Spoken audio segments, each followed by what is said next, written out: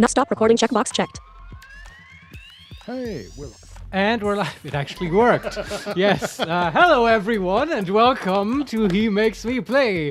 I am Marius, and I'm blind. I cannot see, and so I make other people play video games. And some other stuff as well, as we'll see today, but we'll get into that.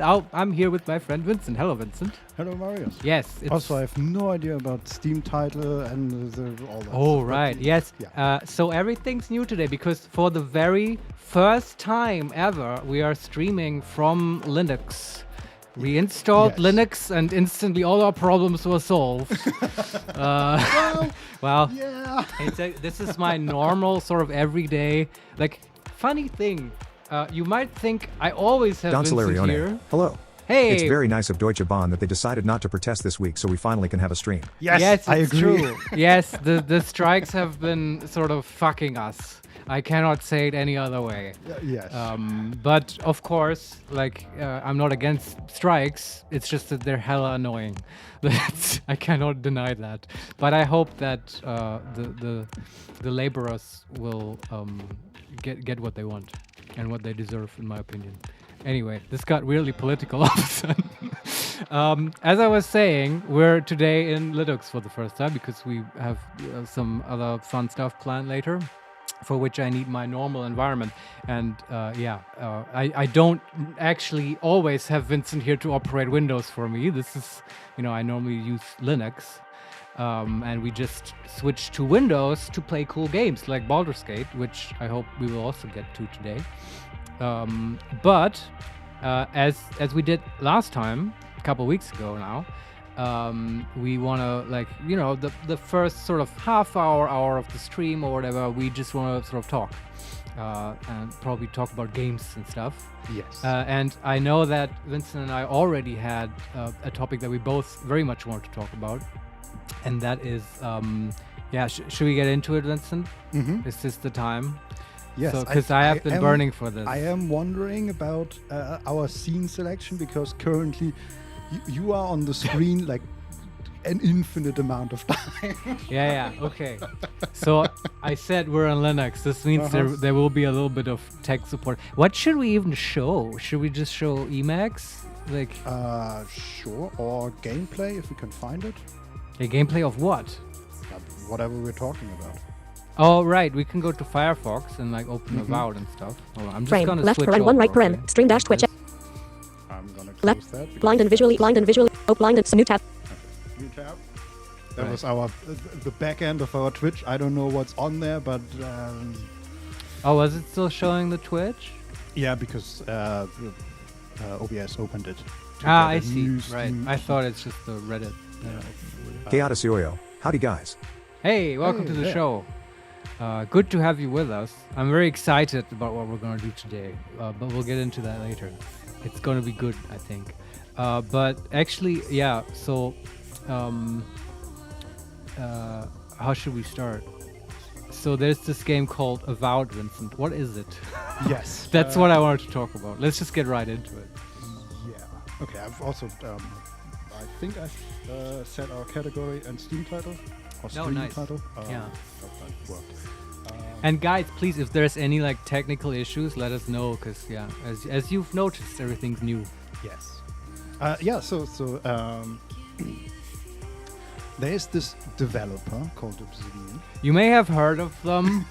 They made little games like, I don't know, Baldur's Gate. And no, not the new one that everyone's playing, like the old ones. Yeah. Though back then, if I'm not mistaken, they were so-called Black Isle and a division of Interplay, and then stuff got sort of separated, and some parts of that turned into Obsidian. Am I lying? I think that's correct.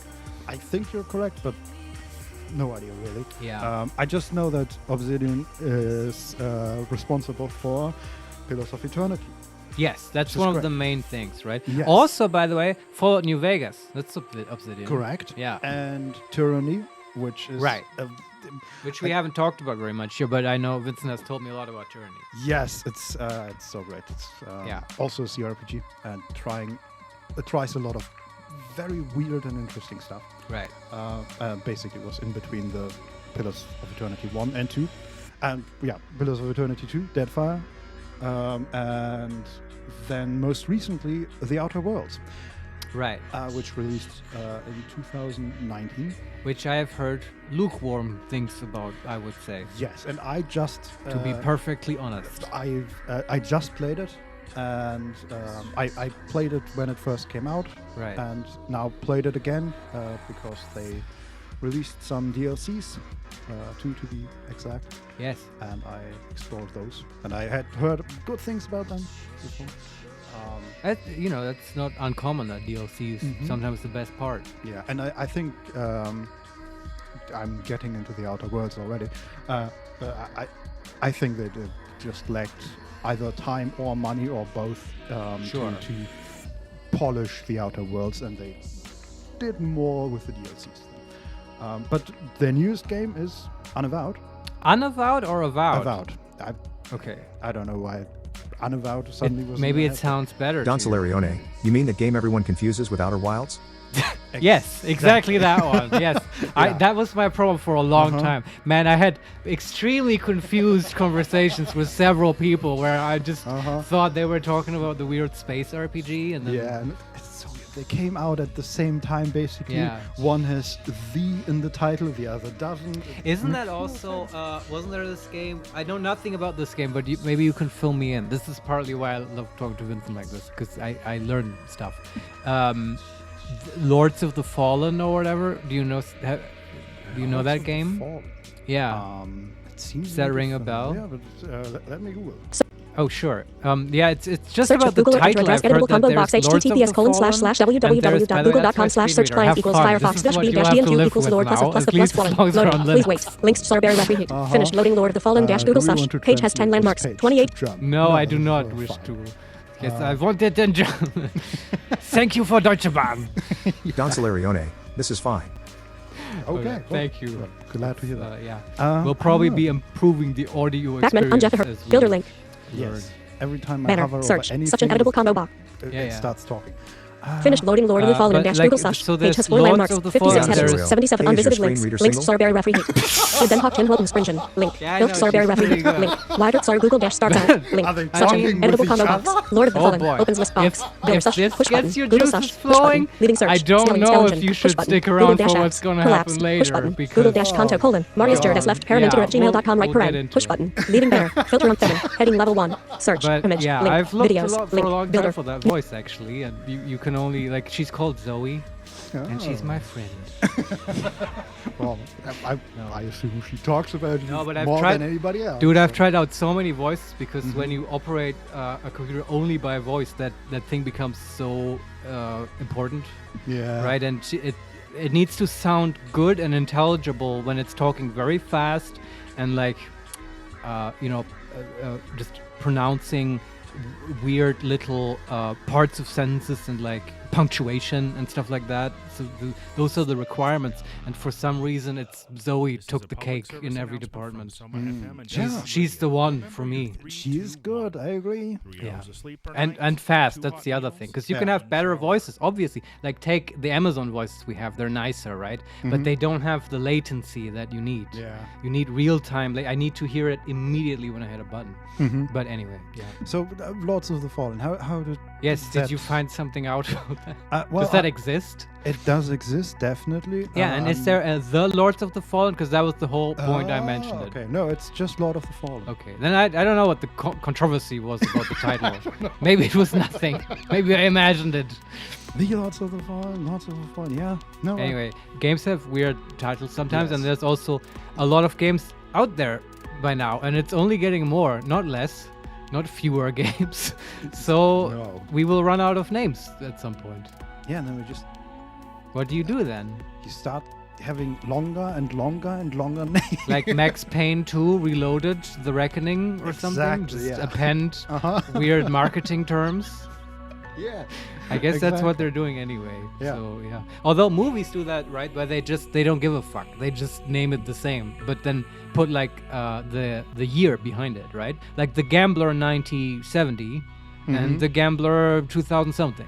Yeah. I mean, the actual title doesn't even do that. Right, it's just The Gambler in both cases, and then you have, It's if true, you but- actually want to find Yeah. either one specifically, you have to figure out in what year it was made. Yeah, but that's how they will list that on IMDb behind the title, and that's useful. But If you find the IMDb page. But yeah. which you can like I don't know. IMDb used to be pretty good. Do they list games as well? They On should, IMDb? right? Yeah. Because we have so many actor performances in games. Yes. I don't know if you can actually look up specific games on there, but I assume so because Right. voice acting is definitely on IMDb. Right. So- Yeah, that makes sense. You would assume, yeah. Okay, but we were talking about Avowed, not called Unavowed, and what's the deal with this game? What is even? So it's, I'm interested because it's an Obsidian RPG. yeah, it's basically the way I understand it and what I saw from the gameplay. It's basically Obsidian's Obsidian had New Vegas, Right. which was their Fallout, right? And then they did the Outer Worlds. Yeah. Almost got it wrong. The Outer Worlds, which was sort of space Fallout. Right. And Avowed is their take on Skyrim and the Elder Scrolls. In what way? I mean, certainly it is not set in Tamriel, right? No, but it is set in a fantasy world. Magic is a topic, and you Right. basically fight with magic and swords. But you say that as if they haven't done that before, right? Like Baldur's Gate is Obsidian, right? Oh, At but- least the later Baldur's Gate. That's correct, but these are CRPGs, and Avowed and the Outer Worlds Oh. are first-person RPGs. Ah, that's why you mentioned Bethesda. Yeah. Because of that style. I see. And that in a fantasy vein. Okay, that makes Exactly. sense. Okay, but here's my question because I heard this and I need you to clarify it. Vincent, you've played Pillars of Eternity, right? Yes. Both of them? Yes. All right. Is it true that Avowed will be set in the world of Pillars of Eternity? Yes, though there is not a lot of information how the two are exactly connected. Okay. Like in what time frame we are speaking of, right? Are they in sort of the same era of world, or is it completely different? But it apparently is in the same world. Right. Happens in the same world, though maybe not in the same location. We'll see. Yeah, and then I watched a sort of, I think it was some kind of Xbox event. I don't know. I didn't watch all of it. I basically saw the Avowed trailer and then I had enough. Did you see the trailer? I saw parts of it. I don't Do you want to actually- watch it now? Sure. I don't know how long it is. We Yeah. don't have to watch all of it. I have to make. I mean, it's nice if you describe a little bit, but we Mhm. don't have to analyze every frame. Yeah. Do you want to search turn- for it, or should I? I want to turn off VLC real quick. Frame. Dummy tech. Carmen Rizzo dash all is forgiven. There you go. Frame. Dumb Lord of the Fallen and dash. And now you go ahead and search. And Leading I will search. listen Leading to banner. Navigation. Editable. Search with Zoe's Google. Select. dulcet tones. Oh, in VA. my Maze head. O. E. Search with Google or enter address. Main content. Explore Avowed dash official gameplay trailer dash YouTube middle dot Xbox 797.580 plus all proof middle dot 48 That's monitoring all. link. Loading. Please wait. But maybe Document it's correct, web. I don't Avowed know. dash official gameplay trailer dash main content. Yes, Complimentary and content. YouTube video it's by player. the official Xbox. Yeah, there you go. Channel. So. Channel watermark push button. Sounds good. YouTube video player. Blank. Complimentary content. YouTube video. Complimentary content. Volume hars. Can make it. YouTube video player in full screen. 0:11 0:0 But you need to stop 0:13 moving. slash to colon 35 clickable. 0:. Oh, you're not? No. Now it's Okay. The intro of Obsidian right. Entertainment. Right. 20 years of making your worlds your way. Okay, we are underwater. We're looking at a ship. Somebody walking on a pier. I wish we had a good Pirates RPG. Knights drawing swords. People don't like you very much, do they? That's a fish person. Sent here to That's the the Hagen? living lands Sort of. by an emperor who couldn't bother to come himself.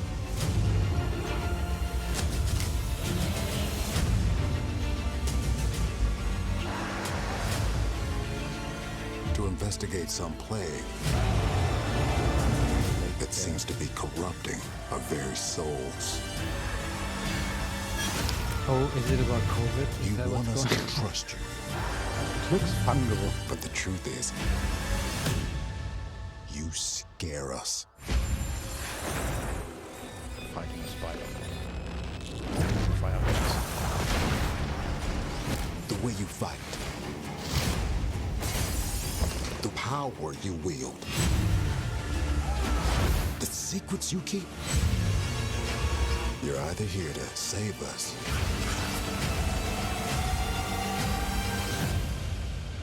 or destroy us.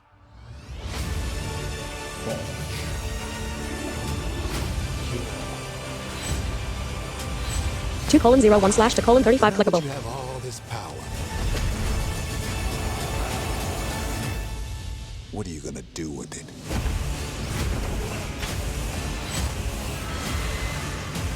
Lots of combat. All right, this looks good at least. Yeah, looks great. I think this is a different trailer than the one I saw, Maybe. but that's okay. It's actually good, actually. Then I saw both. Yeah, this was Play it 2 day panel. one. YouTube video player in full screen. this was just a lot of dungeon exploring. But gameplay, yeah. Yeah, and Alright. gameplay. Some of it actually from the first person, and some of it watching the player from the outside, casting, for example, the fireball, Right. and then fighting skeletons and these sort of mushroom-infused bears and skeletons. Isn't that so? That's a trope, sort of, right? Like fungus-infected zombies. We've seen that a couple times, right? yeah, Isn't that the whole plot of Last of Us? Oh, Am I wrong? I think you're right, though I've never played it or even watched the show, so I Yeah, don't neither know have for I. certain, but I think you're right. But I mean, which is fine. I'm not saying, oh, now it's a dumb game. It's just I'm just trying to notice things here. Mhm. Um, But there's also, I think, at least in part of it, that stems from that fungus that actually starts controlling like ants, I think, and bugs. yeah, that's a cool thing in nature, right? That actually exists. This is not like fantasy stuff. What you're referring to, right? The way I know it, it's some fungus. It infects the ant's brain and then sort of controls the nervous system in a way where it gets the ant to climb up on a leaf of grass and then direct its head sort of towards the sun and remain in that pose until it either dies of its own accord or the mushroom grows so far that it bursts out of the ant's brain. And I guess it needs sunlight, which is unusual for mushrooms, but that's how I understand it. And that's why it wants the ant to walk up the leaf of grass and stuff. And that's like super impressive, but also super scary. But that's what you mean, right? This idea Exactly, yeah. and then controlling humans. There is also, you might know this, like, I don't know if we've ever talked about this on stream, but Vincent brought a cool thing to my attention, which is the sort of whole SCP scene. How would you call that? Like, is there like a central repository? There's like a wiki for SCPs, right? That is it. That's it, right? Yeah. Yeah, that's where you would go. And I also have spent some time, and okay, Vincent, can you explain to people what that is in case people don't know? Yes, I think I'm thinking. I think it stands for Secure, Contain, Protect. Right, I actually the- didn't know that. The idea is that there is like this is a fictional world in which there are a lot of dangerous creatures and phenomenons And artifacts and artifacts, stuff, and there's a government. How would you call that? A government right? Agency. agency, exactly. That's called SCP. Right. And their job is to control these artifacts and creatures and so on. And what it is basically from our perspective is that it's a wiki of a lot of fictional creatures, and they are described in a way like you would describe this thing to a person that works for SCP. Yeah, it's like an in-fiction database about the weird Exactly. shit they've recovered and secured and stuff. But it's I liked it so much because it's apparently entirely collaborative, right? Everyone Yeah. can come up with SCPs and upload them, and people have done so. And some are not so great, and others are really, really good. Yeah. And there's like weird shit in there. I love that stuff. Yeah, and some of them are also really small. I think it started with a post on 4chan Of about course. this weird picture of a basically a concrete figure, Right. and the post was described it the way that it is now described in the SCP, and it was basically like the angels, the weeping angels, and the Doctor, where you have to watch them or they will Doctor kill Who, you. you mean? Yeah, exactly. One of my favorite, and I think other people's favorite Doctor Who episodes. Like, I think it's called Blink. Yeah. Yes, I actually know that one. There's like 2 really good episodes of the new Doctor Who. It's Blink and Midnight. I know this. Like, I've watched a lot of Doctor Who.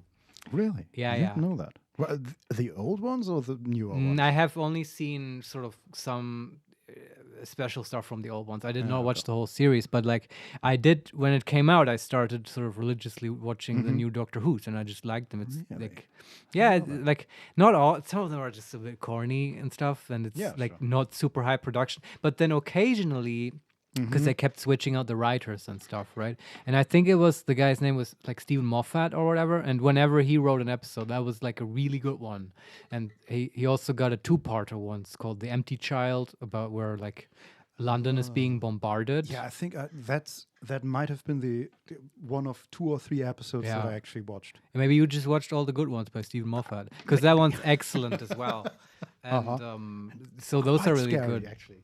It is. Yeah. I mean, I love the scary ones, right? The also the cool ones. Yeah. I don't know. I hate all the ones who are like just Cybermen invade again. And I like the Dalek ones because they're funny. 'Cause, like, I just find Daleks adorable. Yeah. Okay. You're so silly. Okay, but let's try to at least stay a little bit on So focus. SCP, Yes. the first one was something like a weeping angel, and really it was like barely a page full of text. Right. And now there are Thousands, right? there are thousands, and there's I think it's number 5,000. That is almost like a proper short story with like 40, 50 pages of content. Yeah, and like what I find so fascinating about this is that, you know, if you consider this as a piece of literature, like the entire wiki of the SCPs. One, it's collaborative, which is exciting, but also just the category of text, right? The sort of structure, if you consider like, a novel or whatever, it's like a linear story, right? Usually. And this is like, this has a totally weird different structure where you can start. It's rhizomatic, right? Like a grass rhizome, where you can start. It's like connected through many different ways, and you can start at any point, almost like reading a map, right? Where there's no defined starting point. I like that. Yeah, I didn't come up with that. It's some French philosopher It came up is with a that stuff. good description of this. It is wiki. though, yeah, and it's just a exciting way to deal with the text, sort of. I don't know. I And find that it interesting. goes to a point where, for example, 5,000 is so interconnected to all the other ones that at least I didn't read a lot of them, that you have to then look up a different post about the 5,000 thing where somebody explains all the references and what they're talking about, and it's great work. Yeah, it's And they also actually. Stuff like, now I'm talking about SCP. I know, there's, but this is what's happening now. Just deal with it. one of the most famous and popular ones is number 682, The Undying Lizard. Yeah, I read that one. And it's basically a crocodile that doesn't die. And With a mean attitude, though. yes, and maybe connections to outer universe entities and eldritch stuff. It's a bit weird, but basically the basic post is pretty short, and then at the end there's like one link, and when you open that, there are hundreds of entries where people wrote versions of their SCP that they created against this lizard. Like what happens to if the fight two it. interact? Yeah. Oh, okay. It's a little bit sort of the Chuck Norris of the SCP world, then. Basically, yeah. it's really interesting with just what people come up with. Yeah. right. That is great. I love the wiki. Just I haven't done this because I haven't had the opportunity. But if you're like playing a sci-fi RPG or whatever, as a DM, what a great resource to steal cool monsters from. Yes. Yeah, Uh-huh. or artifacts or whatever. Right. You can probably also adapt it to fantasy. I don't know. There is also, this comes to mind now. There's like, I want to mention this. There's like, I think it's called Delta Green or whatever. I don't know. I should have looked this up. I might be wrong. I think that's a blog by some guy, but it's something like this. Anyway, if you Google it, there's an SCP role-playing game out there, obviously, right? Oh, like a tabletop Yeah. RPG. Yeah. Oh, yeah. That makes Maybe sense. Are you D-class in that or agent? Or I don't know. Here's the thing. It might not be actually in fiction like SCP, like not that branding, but it's sort of a generic role-playing system to sort of play out this fantasy of having this agency that has to secure dangerous artifacts and stuff. Okay. And I mean, how close can you get to SCP?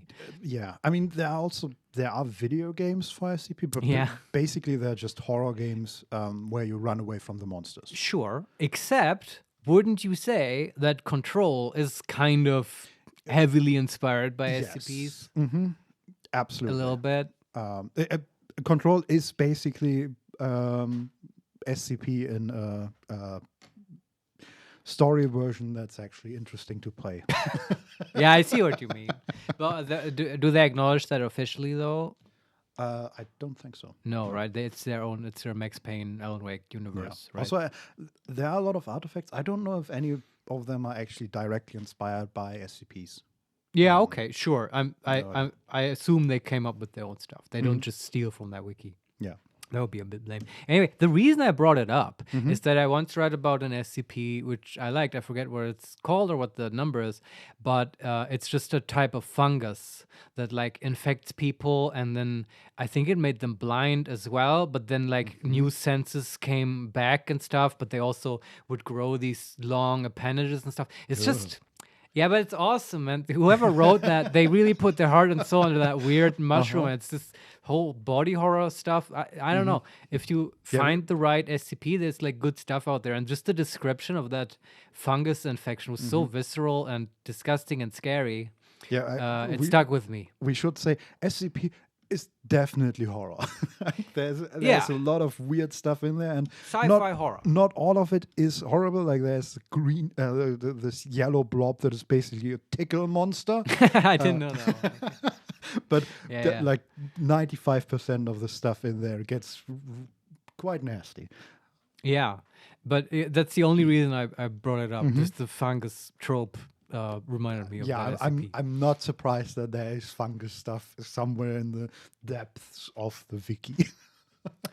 And also apparently in Avowed, and maybe they read that article as well. That SCP. Yeah, maybe. I doubt it. I don't know, but how hyped are you about Avowed? I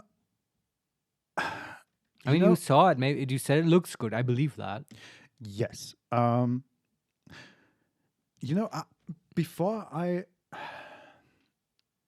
You don't sound super hyped. No, the thing is, I just wasn't aware of it really until like this week. For some reason, I just didn't follow it at all. And then I watched an interview, and the trailer was playing alongside it. And because I just played The Outer Worlds, I'm excited for it.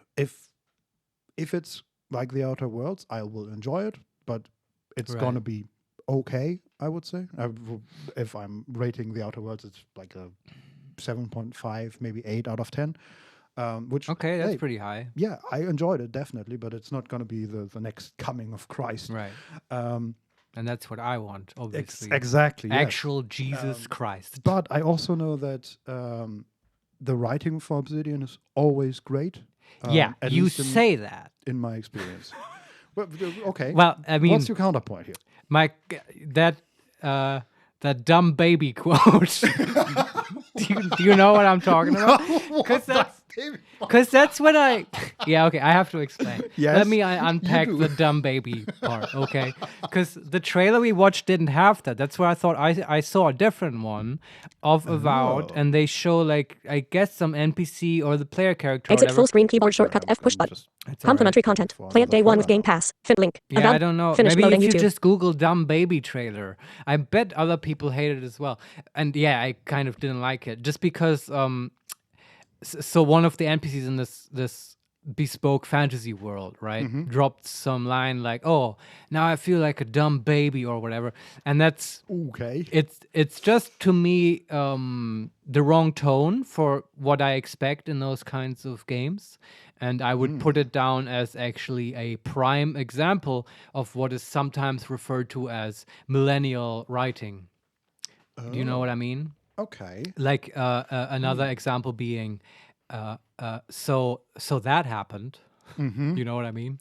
Like, which is, by the way, that's millennial writing isn't like a put down, right? I want that kind of writing in my Guardians of the Galaxies and in my Deadpools and stuff. You know what I mean? It's completely appropriate there. Not in fantasy. Yeah, stuff? exactly. Yeah. I see what you mean.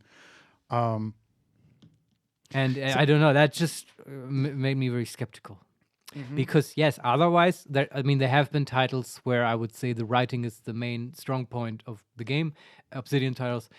New Vegas is, for me, the most recent example. Because I actually played that Yeah. a long time ago. I can tell you that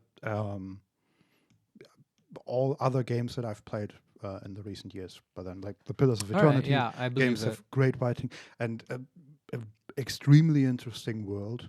Right. And the same goes for Tyranny, which again, it's probably one of my favorite games of all time, just because of the weird stuff that it does. Not only in the gameplay, but also in the story. Right. And I just played the Outer Worlds.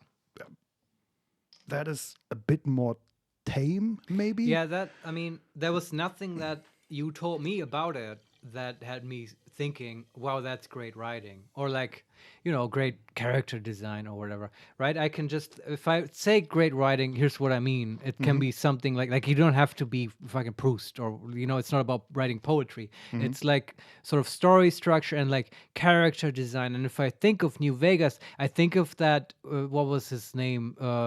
Claudius or whatever, like the Roman legionnaire guy who's just this pure evil overlord fascist dude, and he really embodies that. Do you mean Caesar? Yes, Caesar. Thank you. Kind of obvious, but generic Roman emperor name.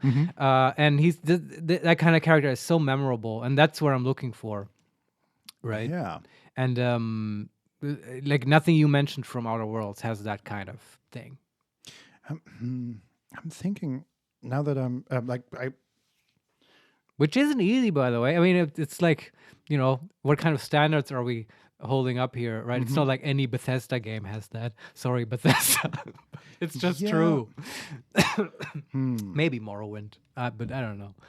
So I'm just in my head. I'm working through the characters of the Outer Worlds, and I'm struggling to find a really good one. Sorry. I know that one of my favorite characters in the game is your first companion. Okay. I think she's called Parvati. What's special about her? Who's Parvati? So first of all, she's voiced by Ashley Birch, which is already great. Yeah, I'm a fan already. And she's an engineer. She's pretty young. She comes from this. How do you call it? Like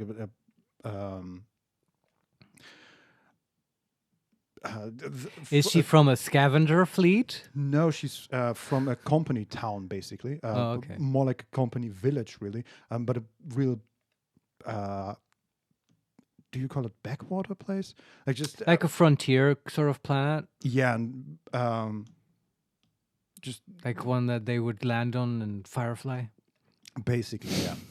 Pretty small, pretty out of the usual travel lanes. The travel lanes, yeah. And just very innocent about the whole thing. And you take her with you on your spaceship, and that's So she's an innocent farm girl who can fix a tractor for you. exactly. Yes. And she's just great because of her innocence that she constantly mentions. That the first time you get to a big space station, she's just amazed and stuff like that. Right. She's also great because hers is actually the only love story of the entire game. Oh, okay. But it's not with a player character, which is usual for CRPGs, for example, or many other RPGs. But with a different character. And it's, How are you involved? And do you have to like arrange their romantic relationship? not the relationship, but you help her set it up basically. Like she wants to go on a date, and you then go out with her together to find the perfect foods and find her dress. Or That's actually really cool. That's the first thing you said about that game where I'm actually interested. yeah, and there's also the topic of her not like she's romantic but not sexual, right? It's just not her thing, and she talks about how that. But she's like asexual. Yeah, and she talks about how that has been an issue in previous relationships. Yeah, I could see that. And it's just it's very Interesting. unusual and unique character. And But she's so just great. is that true? Like she's dedicated asexual, and then she wants you to help her date. Because that's mega interesting. I love that. Exactly, Because that's like a problem to solve. yes, and it comes up, and they like both characters, she and her loved one, are super awkward, and you can like follow some of their discourse on your like ship PC, and the lover sends her a poem about a machine that needs fixing. And Why have you kept this from me, Vincent? This is relevant to my interests. Like Vincent has told me about this game before, but you were just talking about like, I don't know, combat, spaceships. I don't know if I just Not the dating sim. got to, but it's not. Like the stuff I care The about. thing is that Parvati is the only character with like you have I think 5 or 6 companions that sit in your ship, and she is the only one with an actual story basically. The others have a story, but you can spend like half an hour with them, and then you have done everything with them. And Parvati is actually like a More developed, involved. interesting character with depth, I would say. You definitely sold me on this as an interesting character. Like Yeah. That's a good example. So very promising then for Avowed. They probably also have good character design. I should just shut up with my negativity, because I'm a dumb baby. You say that, but then I'm wondering if the other companions they're not as interesting. Like there's a doctor that comes from rich parents and is basically rebellious and went the pirate way, and that's her story. Right. You now know everything about her that I know, basically, and then you just have them as combat support and stuff, basically, and extra inventory. they do have solid voice lines if you come to them with the newest main quest or anything, and they give you a bit of advice or their thoughts or some stuff like that. They're written well, no doubt, but there was just not a lot of meat on these characters. Yeah. And I was wondering did they just not have enough money or time to really build them out, or was that what they intended these characters to be? Because in that case, I'm wondering, what about Avowed? I hope there will be more characters like Parvati and not so much like the others. Well, I don't know. The other thing for me, at least, is that I don't know. I'm always looking for some kind of hook, right? Stuff that gets me interested. And I still I just don't know what this game is about. But that's it's a weird complaint, because I feel that's just the sort of marketing landscape out there. Because like every trailer is like that and stuff, right? That's not what they sort of advertise. Even if you look at the Baldur's Gate 3 trailer, which we watched, like it's not like, what is this game about? Like, I don't know. Like I sort of heard about Illithid. Okay, fine, but I mean, I get it, because if you think about the main plot of Baldur's Gate 3, that wouldn't get me very excited, right?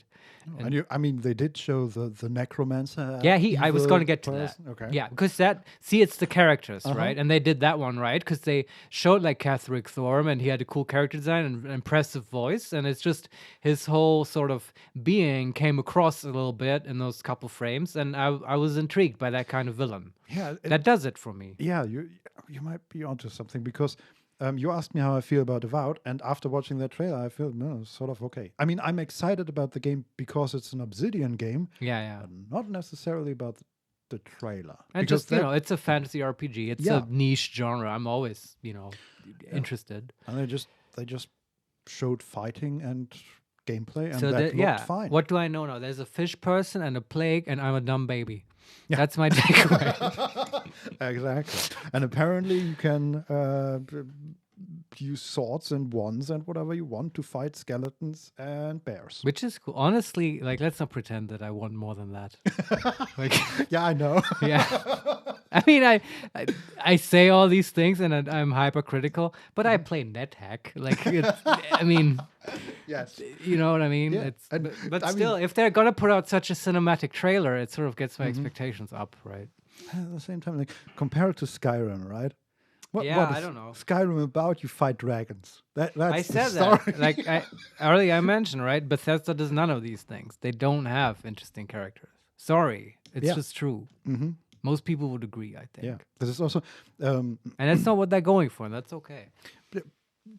playing the Outer Worlds. It was really jarring how good the dialogue was written, especially compared to Obsidian games and You mean Bethesda games? to Bethesda Yeah. games. Like I watched a little bit of what's it called, Starfield, Yeah. and Should make this a segment, like shitting on Starfield. I mean, I should really. Chaotic Skyrim is where you play as a lizard and fight even bigger lizards. Fixed it for you.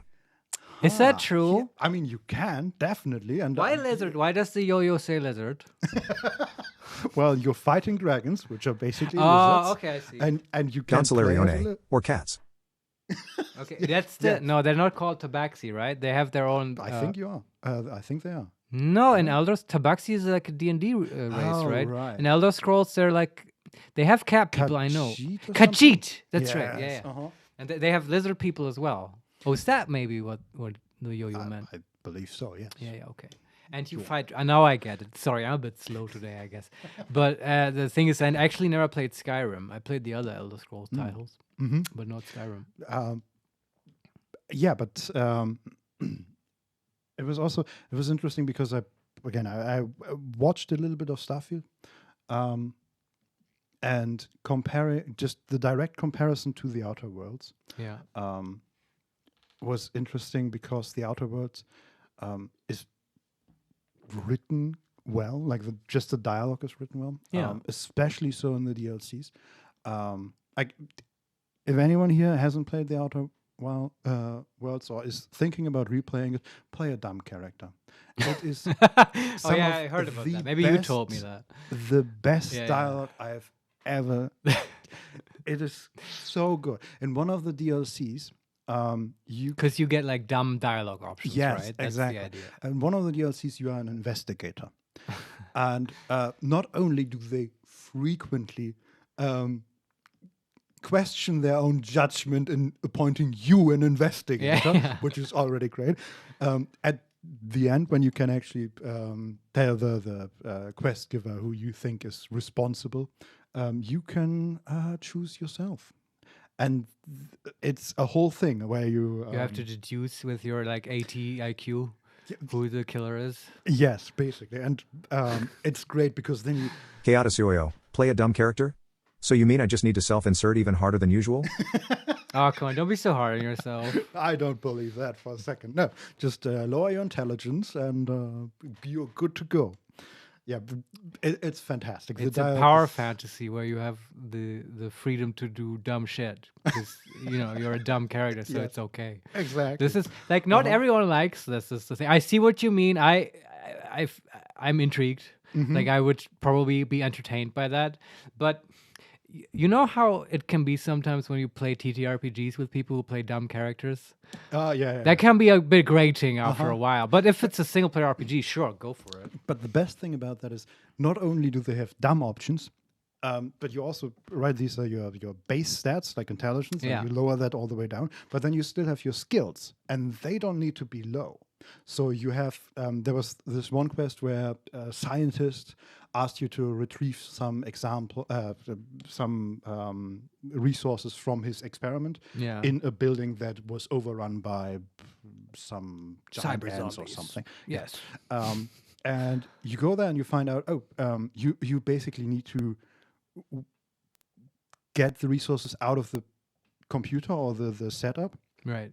And there is the dumb option, hit all the left buttons, hit all the right buttons, and then dumb science 55 or whatever you need, hit the buttons in random order. And you just Okay, hold on. So that means they've gone through all the permutations, right? And they have combined dumb with each of the skills, at least when it's applicable. Okay, that's impressive. That makes me very intrigued. Yeah, I mean, it doesn't come up often, but Yeah. it's great. Like That's very cool. so, Dumb science, yeah, dumb perception, like dumb. you- Yeah, that's you're cool. talking to like the biggest, the best scientist in the entire universe. Yeah. right. And he has some issue, and you say, "Yeah, that would be like we're teleporting it over the whole solar system," and he goes, "My God, that's genius." And you don't Yeah. realize what you even said. This is kind of like the anti-Planescape Torment. You know what I mean? Because in Planescape Torment, everyone will tell you, when you make a character, ignore everything, just up wisdom. Because that will get you the best dialogue options in Planescape, which is true. And here it's like, when you make a character, just be sure to dump intelligence as much as possible. You'll get the best dialogue options. Yeah. Which is kind of nicer because then it makes you free mechanically to at least do other stuff. Yeah. Although I guess nobody plays Planescape for the cool combat mechanics, I guess. Yeah, maybe not. I don't know. There's maybe one fight in Planescape which is interesting. Maybe two. And the other ones are just dialogue fights anyway, which is awesome. I mean, there is fighting, yeah, but it's just- Yeah, but do you know what I mean? It's like Yeah. crunchy, interesting fight. I think it was that fallen angel way at the end. And maybe if you do the demon thing in Planescape, then those are actually interesting fights, in my opinion. yeah. And I believe all the other bosses, you can just sort of choose the right dialogue option if you have high wisdom. And then they just, kind of like in Baldur's Gate, just suicide or like give up or whatever.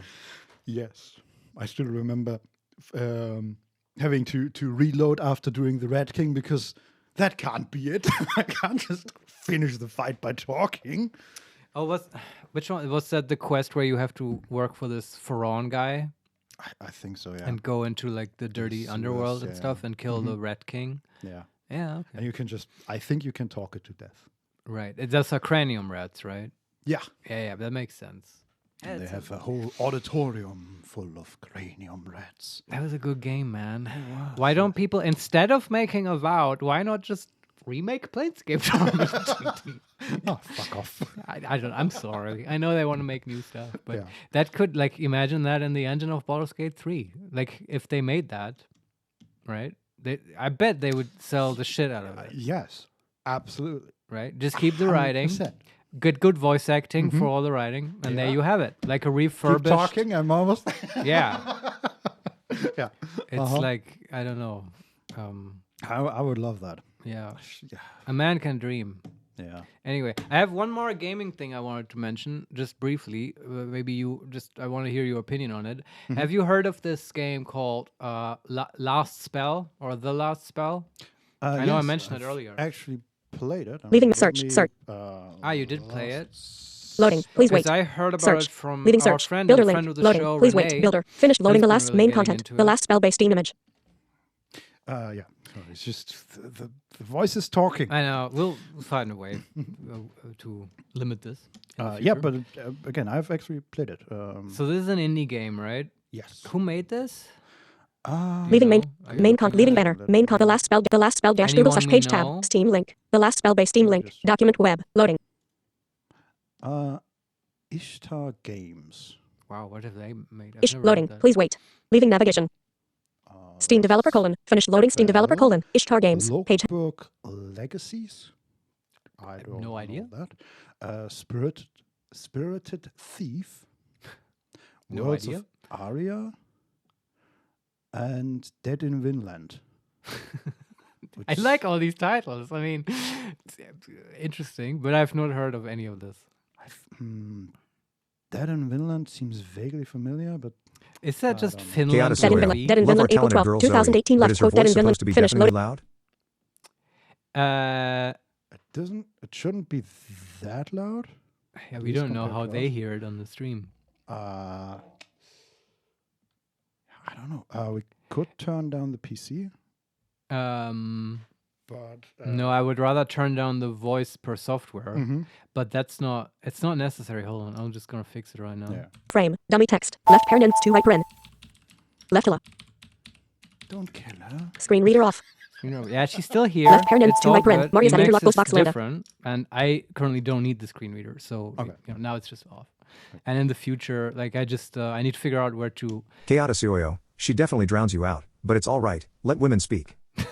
What? No, Yes. not on this screen. Believe women. Don't clip No, that. but it's okay. In the future, I'll figure out what the Orca hotkey is to turn on the volume, and then it's easy. And yeah, we'll probably, we'll also look at the recording of this and probably learn a lot of things. It's a Yes. process. But thanks. If there's anything else, that comes up technology-wise, let us know. So Dead in Vinland is a survival management game mixed with RPG and adventure elements about a Viking family trying their best to survive on a mysterious island. I'm intrigued already. See, why can't they just write something like that about Avowed? I don't know. Yeah. Maybe I'm being unfair. It seems it has combat almost similar to Heroes of Might and Magic. Okay, now I will. Sorry, I wasn't going to talk about Dead in Vinland, but like now, because I love Heroes of Might and Magic. Understandable. Yeah, I have a total nostalgia thing for that game. So I don't know. Maybe we have to try this out someday, Vincent. Does it reminds look me of- good? Yes. right. It's not really animated, I would say. Well, parts of it are animated. Is it like top-down, like a strategy game, like Heroes of Might and Magic? No, the strategy layer is actually it's the like side view. Where you just have you have a place you look at, just a drawn picture of a place, Right.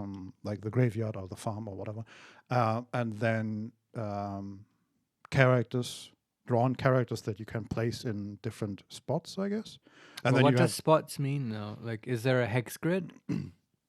no, you take one of your characters and place it at the smithy. Okay. So it's side. Is it like Darkest Dungeon style, where you can place them basically on a one-dimensional line? No, not really. These are just again. This is This is the, just the the strategy layer. management. Yeah, layer. okay, I see. It's The not that actual important. fighting stuff has like 2 grid areas, I think. Okay. Can we actually find a picture of that? Well, so we don't have to get so deep into this. Oh yeah, these are okay. I've found it here. You have in the strategy area, layer. Let's go further. Show me the thing. There we go. Where you're standing, you see the battlefield from the side, and you have 2 lanes basically. The back lane for archers and stuff like that, and then the front lane for melee fighters, and your opponent does as well. And in this case, there are 6 characters here, and they have life values and something like This shield is or so armor. great. Give me this kind of shit any day. Just some fantasy game with like units to play. I'm all over it. It reminds me a lot of Banner Saga. All right. It's a little different, certainly, but it's similar. Have I ever mentioned a little game to you called Conquest of Elysium?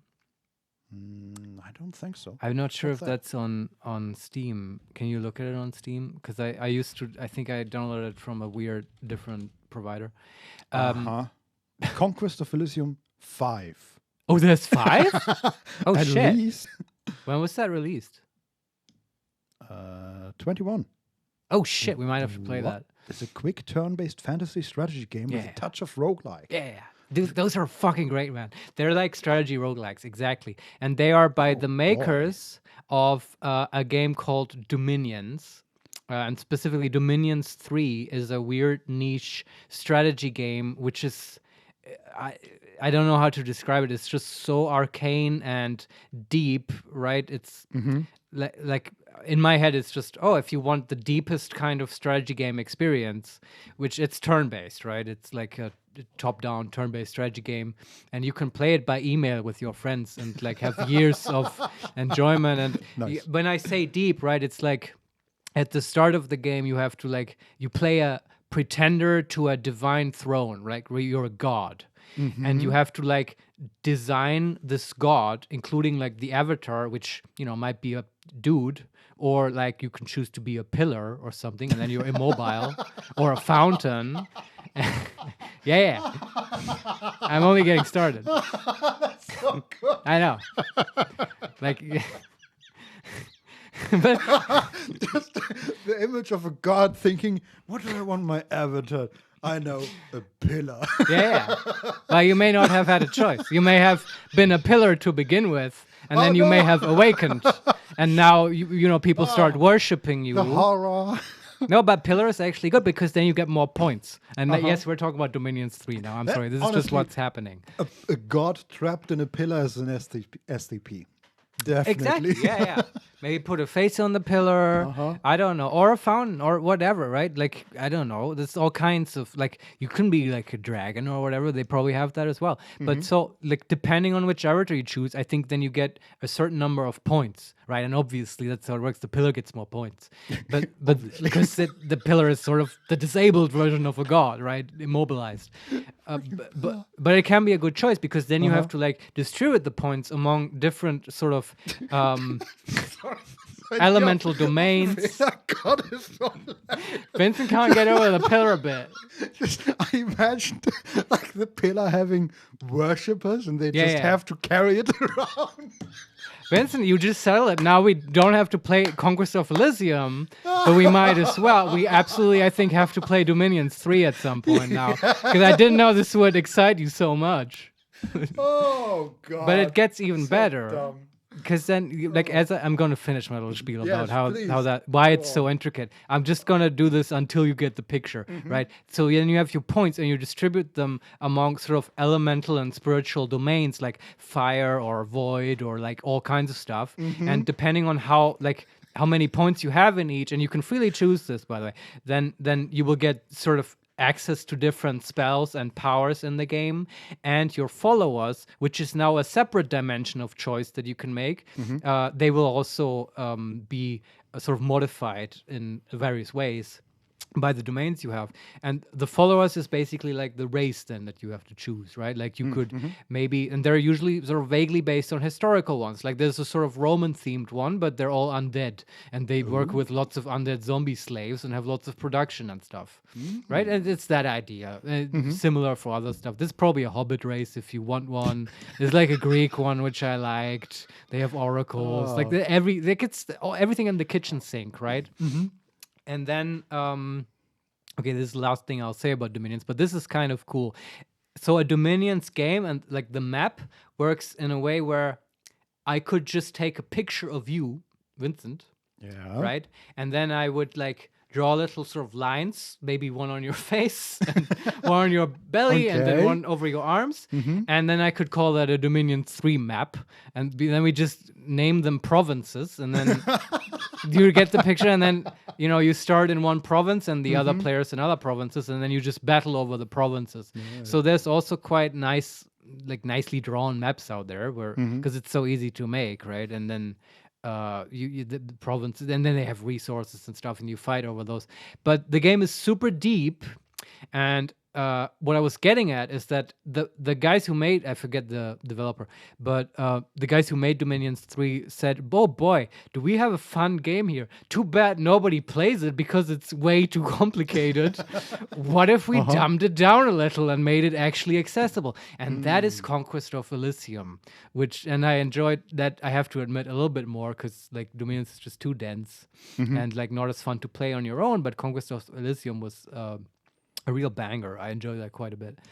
Also because of the battle mechanic and stuff. I won't get into that. We'll put it on the list. Maybe we'll play it one day. Yeah, I mean, Do you sound intrigued? Are you intrigued, Vincent? These pictures look already interesting, and your Well, it's story very of- basic, right? At least the way I know it. Yes, very Yeah, much so. Yeah, just a lot of information and overworld maps with little squares with either villages or creatures in them, or what was his name?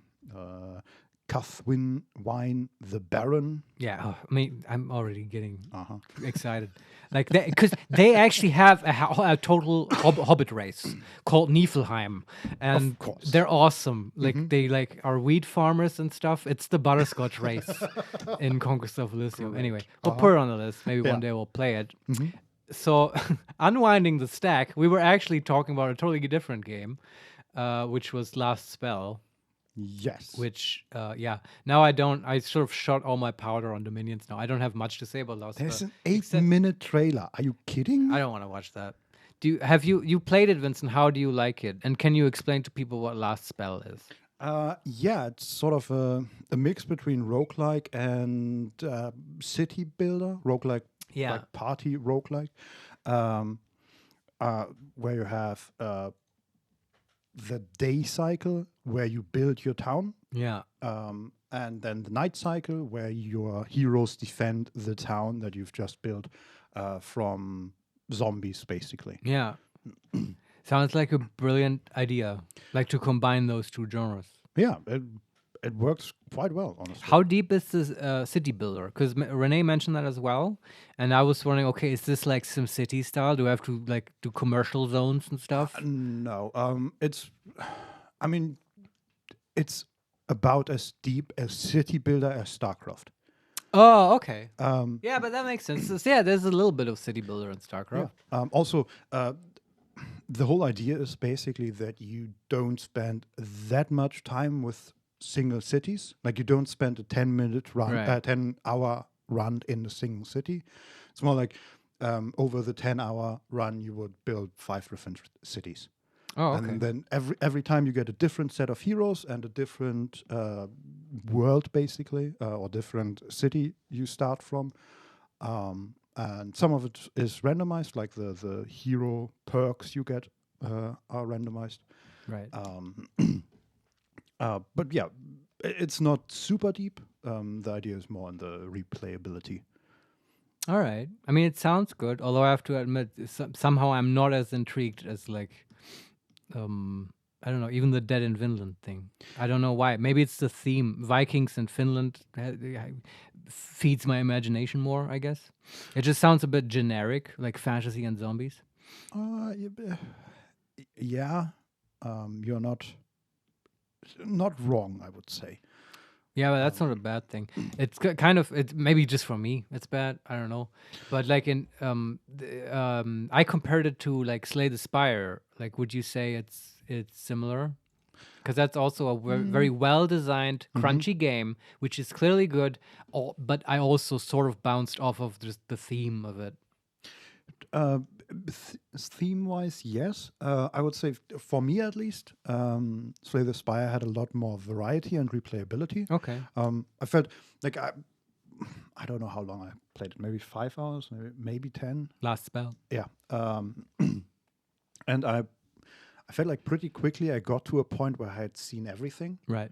And usually I enjoy, in roguelikes, I enjoy the point where you are all powerful, basically, right? To get all the way to the end, and then you can just beat anything. Yeah, and yeah. Once that happens, you're done. And I don't know, the Last Spell got there pretty quickly, and then, Okay. I mean, it's Maybe keeping you're the just too good. keeping the comparison to StarCraft, right? How long does it take you in a game of StarCraft to get to Brood Lords and late game army, right? I don't know because I don't play Zerg. To battle I cruisers or whatever else. I don't know because I don't build battle cruisers. I'm sorry, but I'm just trolling you. I just build Zerglings, send them in. Yeah. I don't know. 6 pool. Uh-huh. No, I don't know. I always in Of StarCraft 2 I course. only played Terran, honestly. So That I was a- correct in battle cruisers. Yeah, well, Got you. I really enjoyed building Thors and then dropping them in the enemy base. that was my favorite maneuver because Did you play the campaign of Wings of Liberty? maybe a little bit. Did you play the mission where you have this enormous Thor, the Odin? Probably not, because I think I would have remembered it. That Yeah, sounds dope. you missed out. They just Yeah, the so campaign was very good. I know as that. far as I know, they originally that's basically the original model they had for the Thor, and then they Oh. realized maybe we should shrink it down to about a quarter of the size. Yeah, no shit. The Zerg still couldn't deal with it. Man. It was StarCraft was so broken when it came out. Like you could take that Thor in a dropship, which was cool, and then the way the maps were designed in front of the Zerg base, you could drop that Thor on like a sort of a tiny sort of rocky ledge. And then it would just sort of bombard the Zerg from there continuously. There's nothing the Zerg player can do at that point in the game. They have nothing to reach that thing. Like they don't have ranged attacks. The Queen can't reach it. They were just fucked. And Sounds like the Zerg. Yeah, oh the boy. Zerg really needs a buff. well, I don't know how it is now. This is like, well, I mean, they kept complaining back then Oh, too. I love Zerg. I mean, it was just build more Zerglings, win. Yeah, like, why are you not expanding Zerg? I thought that's what you have to do. yeah. I don't know. You don't I have just trolled twice them. my bases. You're doing it wrong. That's true. I at least back in the day, that was true. I haven't followed StarCraft at all. I used to be really into it. Yeah, I haven't seen it in I don't know, 2 years or so, but still a good game. Even before StarCraft 2, I used to love. I mean, everyone knows that, right? Tasteless and Artosis and stuff. The Brood War games, them casting those. Do you know about the new StarCraft fantasy game? That's weird. So What is that? No, I do not know about that. I didn't know about it either, but I follow Tasteless on Twitch, and I saw him play. What's it called? I don't remember the name of it, sadly. StarCraft Ghost. No, but some of the, I think, StarCraft devs, like the old ones, got together and formed a new development team. Oh, is that other? Do you mean an RTS, not a fantasy game? Like a fantasy RTS? Yes, exactly. Yeah, of course. The what was it? Storm Shadow or whatever? No, Something with Stormgate, Stormgate, I think, Sure. something like that. Yeah. I was aware of it, but I haven't heard about anything about it recently. Apparently there was, I mean, it looked pretty early. Maybe it's alpha or beta that he played, but he played it. Did you like it? Honestly, I didn't watch enough of it to like he was analyzing gameplay and was really involved. I would say. No, I want to hear like unsurprisingly. the analysis of these guys, these fucking dorks, about like, oh, how long is like the build time for a peon and why the game is ruined because it's like half a second too long and the build order doesn't work and stuff. Yeah. I want him, and I want Day 9. I want his opinion on the game. Yeah, Anyway, I would watch that even if I never play it. Yeah, I Just the analysis. didn't know about it, and I was surprised to see it. And it looked like Warcraft 3, kind of. I love it. Was a really Do you good know game. that Warcraft 3 is actually a good game? I mean, obviously, everyone. Yeah, I'm serious. No shit. No, Really? like, but I feel like that's mean, not that's not being said enough. Because everyone loves the map editor, and obviously that's revolutionized gaming, right? It spawned the new genre of the Lord's management, the Dotas, and also a little game called League of Legends. Yeah. But like, there's also a base game attached to the map editor, where you have like this RTS with heroes, and that was actually a really good game. It's like fun. It's well designed. I agree. I mean, I don't know if I ever actually played a multiplayer battle of the base game, but I definitely played all the campaigns and even the additional ones with what's his name, Rexar, the Beastmaster. the Beastmaster, exactly. Yeah, of course. Ah, it was so much fun, man. Yeah. I mean, I think I also skipped the campaign. I tend to just go for the either skirmish against AI or just crush noobs on the ladder. Of No, course. I don't actually. Yeah. I wasn't that good at it. But the thing about I'm excited that you saying it is like Warcraft 3 has me sort of excited because I feel like that niche hasn't been filled. And specifically, what I mean is that like StarCraft has always been and is still, I think, a very macro-focused game. By which I mean, right, like you have to get your industry going and then build a lot of units. And if you're just good at that, and if you're good at just continuously pumping out units efficiently, you will probably win many games and just overpower your opponent. Yeah, StarCraft is, I think, the only RTS where I played the campaign in the highest difficulty. And the way I did it is by just getting very good at continuously producing Marines. Yeah, but that's 90% of ladder as That's well. it. Yeah. Yes. Really? It's like a musical instrument. You just learn the rhythm of Yes, always making units and stuff. And it really is. Like, StarCraft is a rhythm game. I'm not kidding. Like, because you need to get that into your muscle memory and stuff. Yeah. But, oh well. What I was getting at is that Warcraft 3 was a little bit more toned down when it came to the macro part, right? You don't have as many units, but the units you do have are a little bit more interesting. You have those heroes and stuff with abilities, and that's just, I mean, I like both styles. Not even the heroes. Like a lot of the units have special abilities, like all the healer and even like the orc riders that can bring flying enemies to the ground and stuff. Yeah, they like have that. nets they can throw, which can be very powerful. Yeah. And like, yeah, I mean, basically every tier of unit has special abilities except the first, right? The grunts and the foot soldiers, they don't have stuff. Honestly, that is why I never played a lot of Warcraft multiplayer, because it was just overwhelming. Yeah, of course, it's still an RTS, which will like crush your soul if you don't put like 10,000 hours into it. But also kind of a niche, right? But still a cool genre, and I'm excited that there's a new title. I have no idea how I will sort of enjoy that. That's like a hilarious problem. But maybe I thought about making Renee play that game with me when it comes out. Oh, yeah. Yeah, and then I can be the Tasteless and Artosis and cast his game without actually knowing what's happening. I mean, he would be the person to do that. He's also into Age of Empires. Yeah, stuff that's like right. that. Should have mentioned that. Yeah, I believe you also played StarCraft for a while. Yes, I played it with him. I remember we played one game. I mean, he was playing and I was observing and commenting, and immediately he got tower rushed. Of course. Yeah. That was actually interesting because he was sort of panicking, and I was, as an observer, I was Calm and collected, and could tell him just chill, collect your resources, tag up to roaches, and destroy this idiot. And it worked. Well, that's great that it worked, and I think that's the right way to do it, to not panic. I mean, that's like 90% of it. Yeah, but then I remember playing StarCraft 2 and just the ladder was full of cheese, right? And just people, just fucking Protoss sending probes into your base and then fucking spawning in these shitty phase cannons. That gives me flashbacks. I literally have PTSD from that. I still remember there was one. I don't remember the player, but there was a GSL, so the Korean top StarCraft league, that I watched, one GSL game, where one player, a Protoss, sent a probe into the enemy base and just started building a nexus in there. Yeah, that's the fog of war. That's a baller move. Yeah, and like 3 minutes later, he had this whole little base in the enemy's base, and then they were fighting somewhere in the middle, and he just came out with like five. What are they called? The dudes with blades. Zealots. Yeah.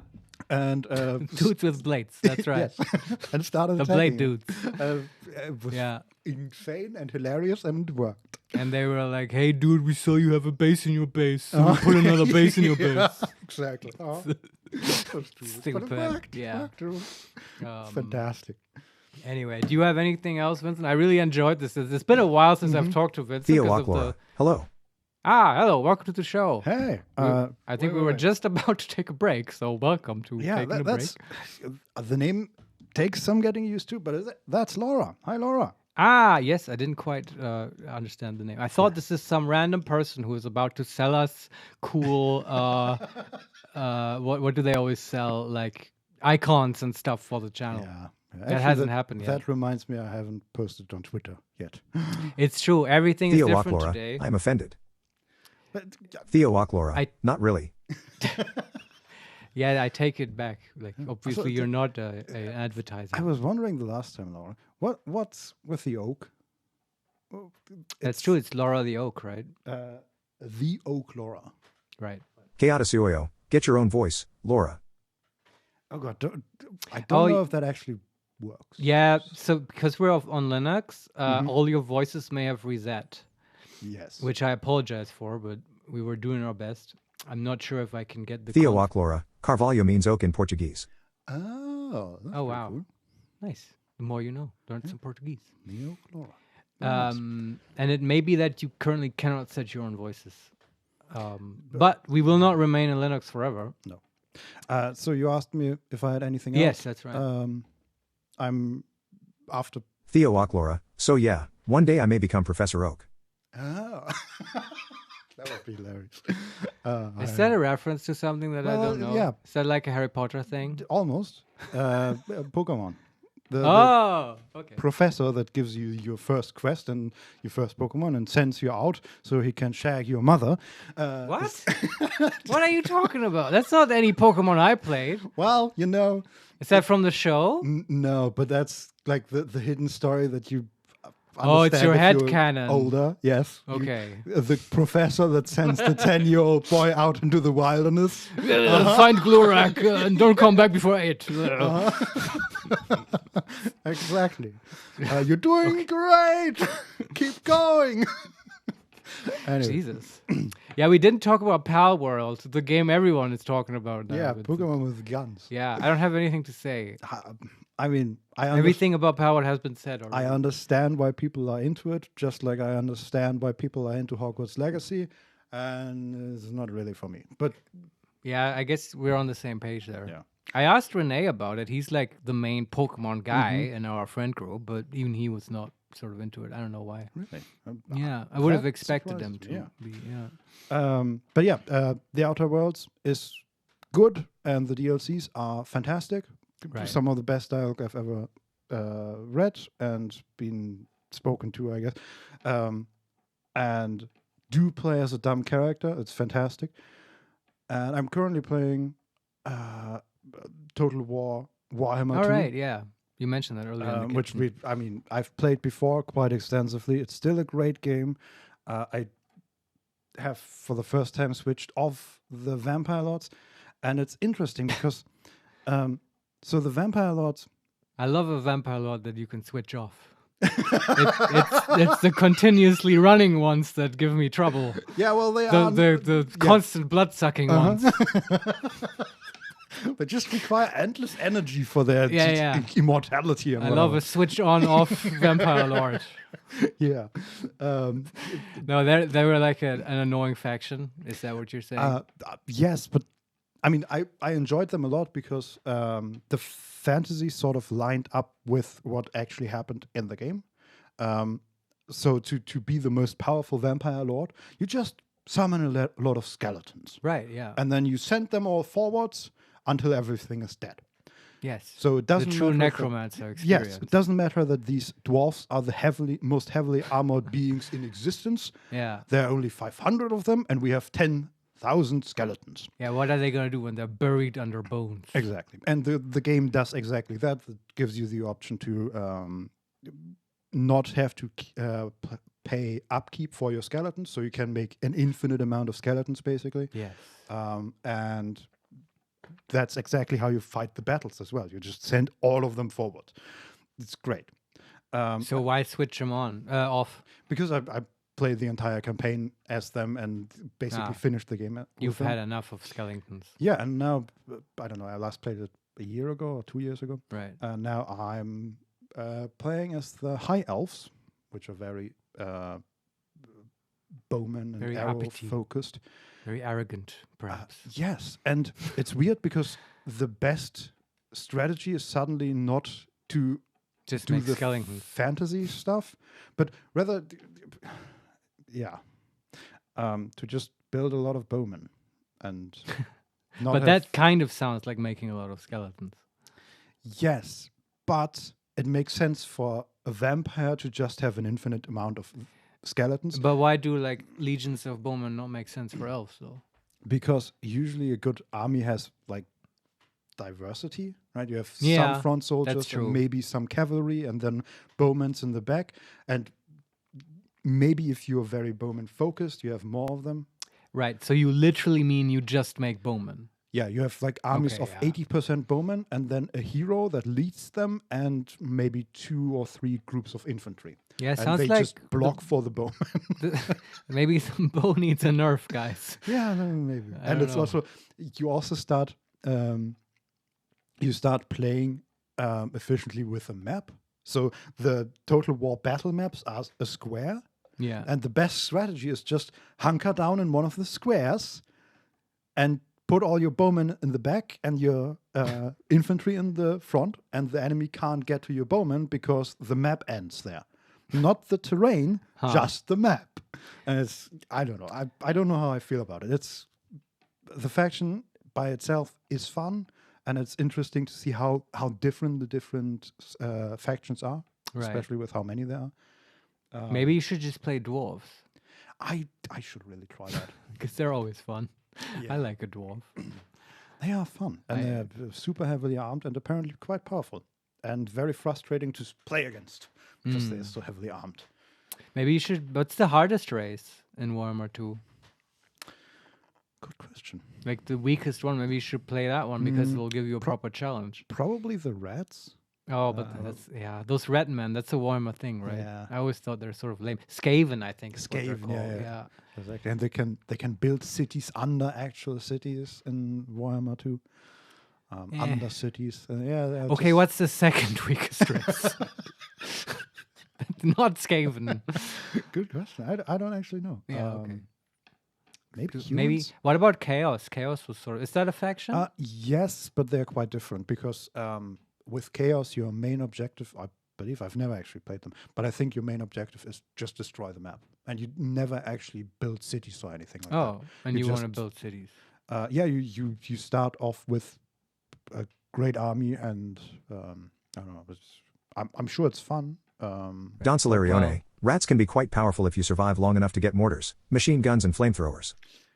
Wait, that's, isn't this a fantasy game?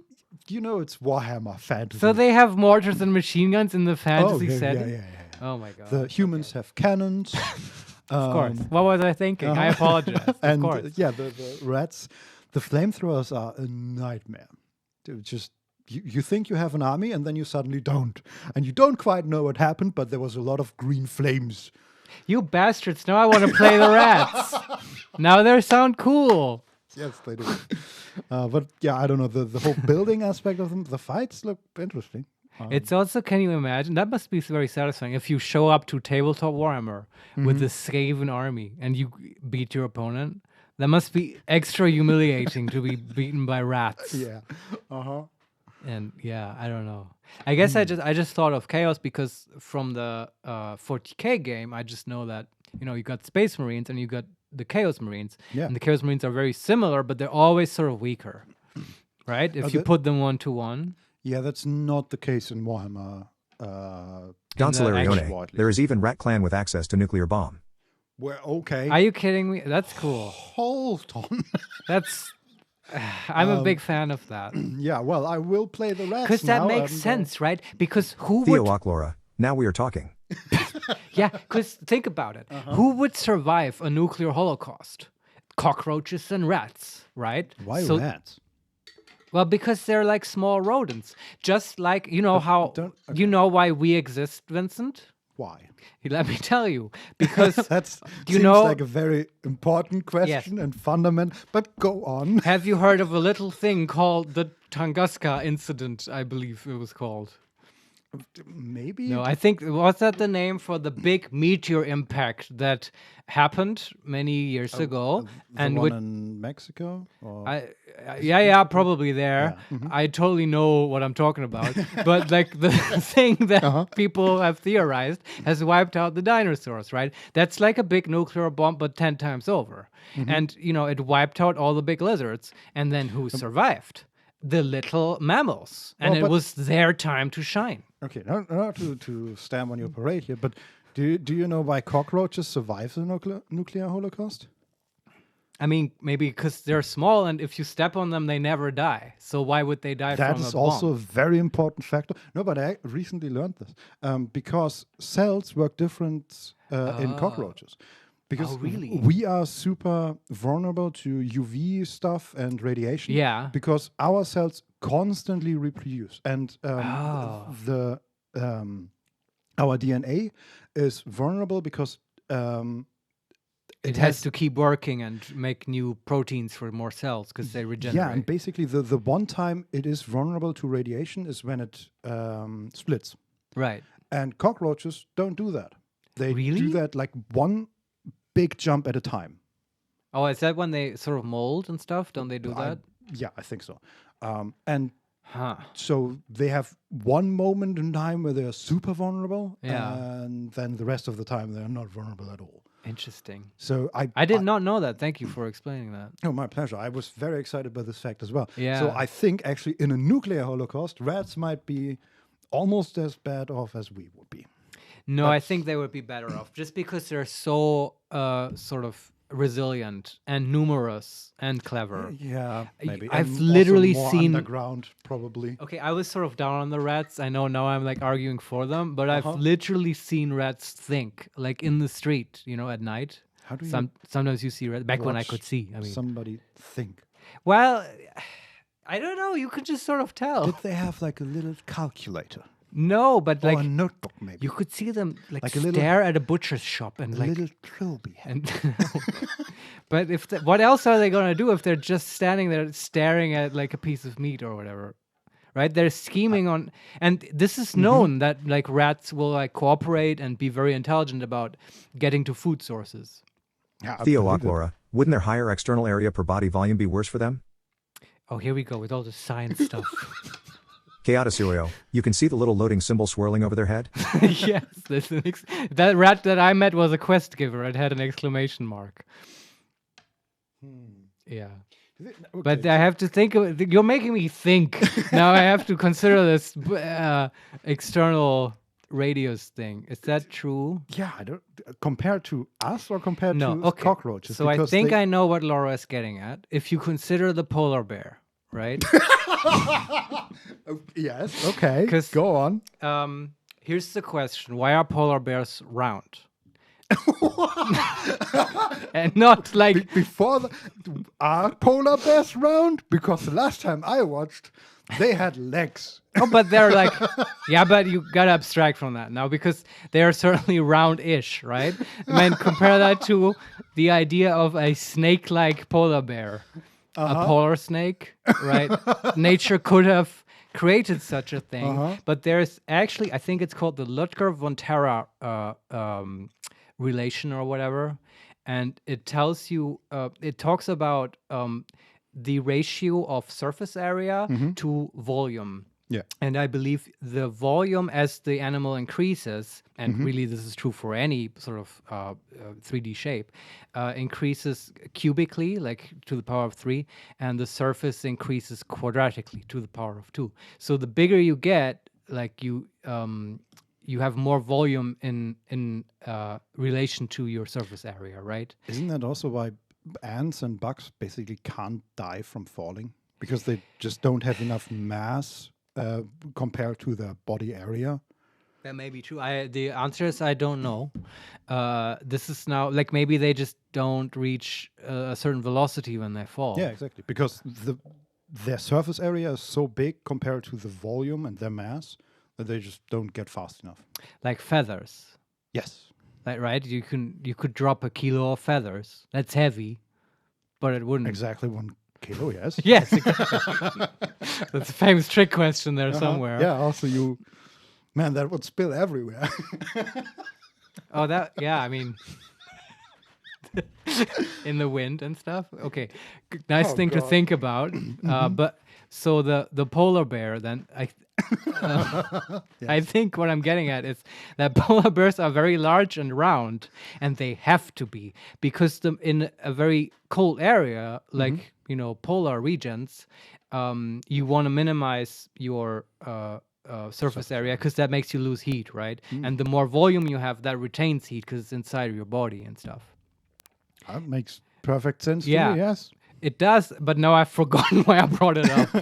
I don't know Oh, how we because got of the cockroaches and like how to survive nuclear apocalypse Uh-huh. and the surface area thing. So I get, yeah, okay. Now you can think about why that might be a disadvantage in the nuclear apocalypse for a rat. That is very... Maybe Laura's getting at the idea of that with more surface area, they would like absorb more radiation, right? And if you're like thicker, then it Yeah. maybe doesn't get to the deeper layers. Maybe? Yeah. Is that how radiation works? I mean, I guess so, but if you have mean, enough radiation to really hurt you, it would probably penetrate the layers, but I don't know. No, but it totally depends on where you hit, right? It does. There's, oh my God, have we ever mentioned this to you? Don't look this up if you're like faint of heart, but there's this Japanese person. This is like it's a famously bad incident of radiation poisoning, and like it's really horrific, the story, but also sort of medically extremely interesting. And what happened there was Keata that, Suyo. Holy shit. No, not him. Not him. oh, you know the story then. Okay, I'm not gonna get into it very I think deeply. I know what you... Yeah. We watched Chernobyl together, right? And Oh there yeah, were- great show, by the way. Yes. Amazing show. and there were cases of radiation poisoning there, and Yeah, definitely that's hard to do watch, Do right? not want to Yeah, yeah. experience that, or even know somebody who experiences that. Yeah. But okay, I'll just say the reason I brought it up, okay? Because what they were doing is like, they were like working at a nuclear facility, not a power plant, but where they make the fuel, as I remember. And like him and his boss were like mixing reagents in a big vat. Like they were doing stuff that you're absolutely not supposed to do, violating every sort of safety precaution and regulation of Japan. And what happened was that they just in their fucking vat started an actual active nuclear reaction. You know, this thing that's supposed to happen in the reactor where it's like shielded and stuff. It just started glowing and stuff. And they were, oh, this is bad. Let's get out of there. But the guy just, the exact way he was standing there and which parts of his arms and stuff were exposed to like the reagents below him, that was relevant for his later demise, right? Like it mattered how exactly he was hit, and even a little bit of shielding. At least it was like a very, very high dose of radiation, like incredibly so.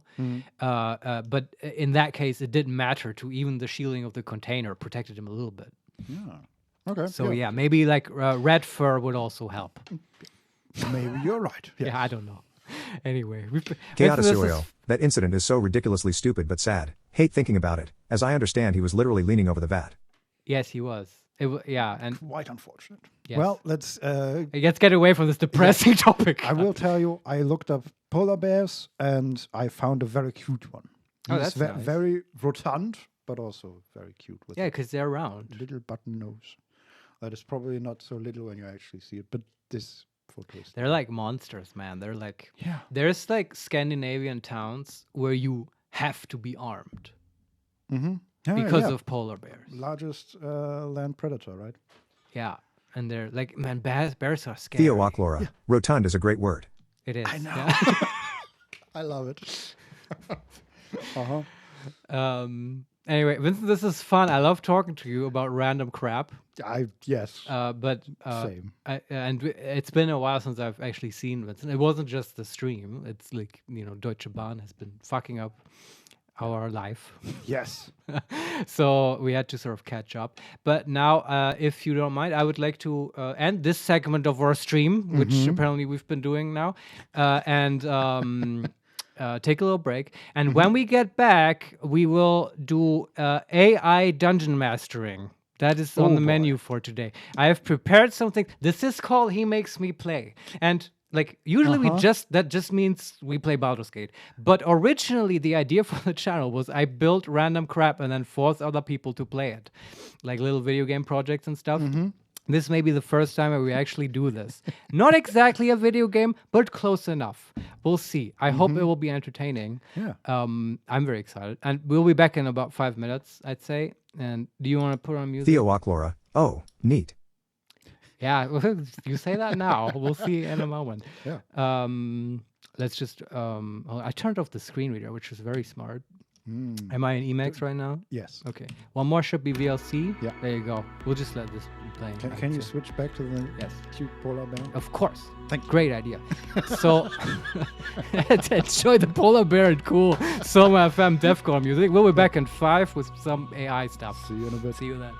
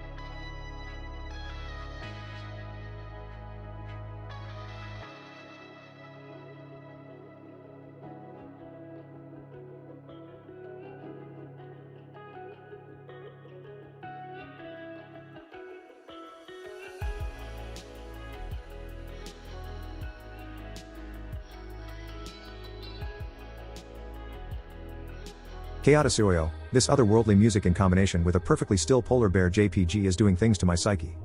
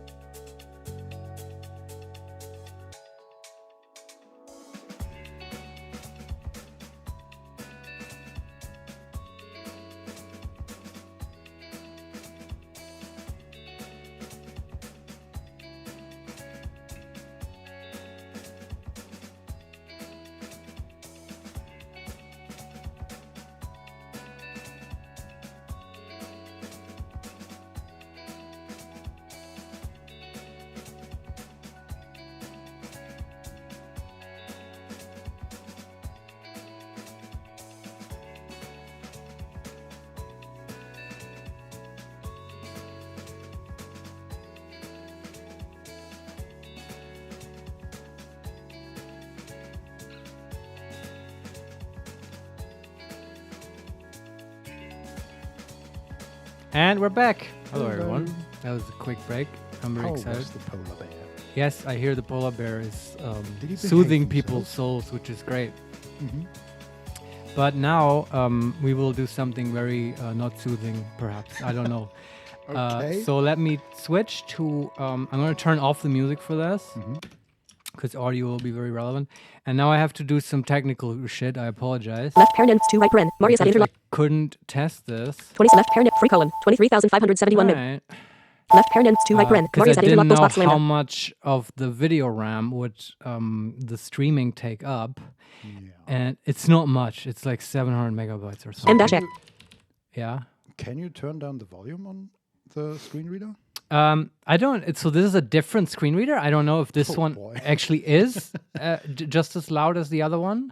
And like right now I cannot. But that's not going to be a big issue because you're going to be the main event here, and like this won't be reading out everything. Wow. Okay.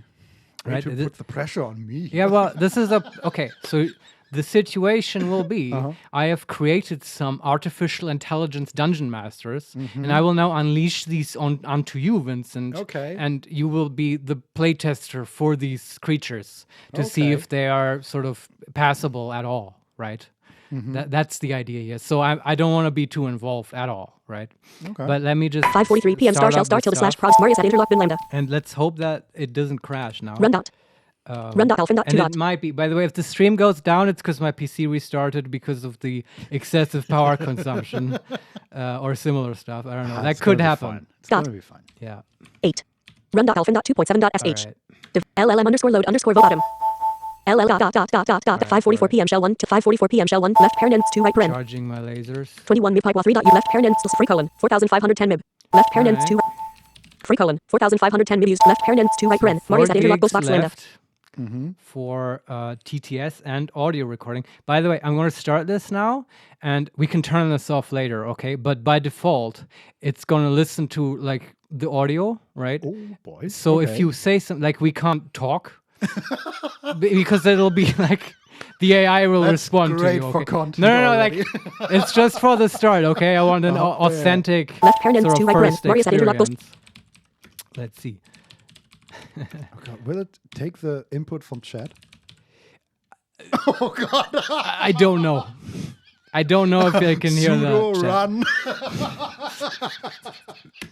Don't give them ideas.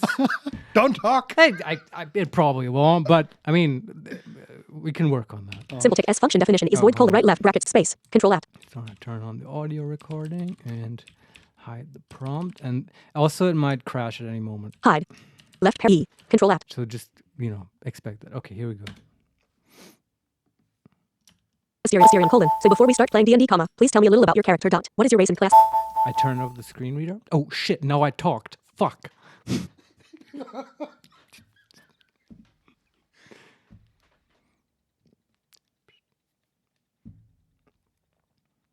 Don Solarione, gnome.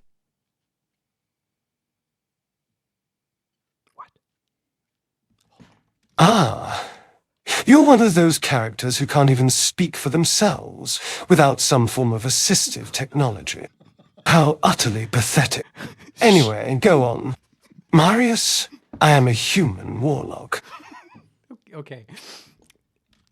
That didn't work so well. Let's restart him.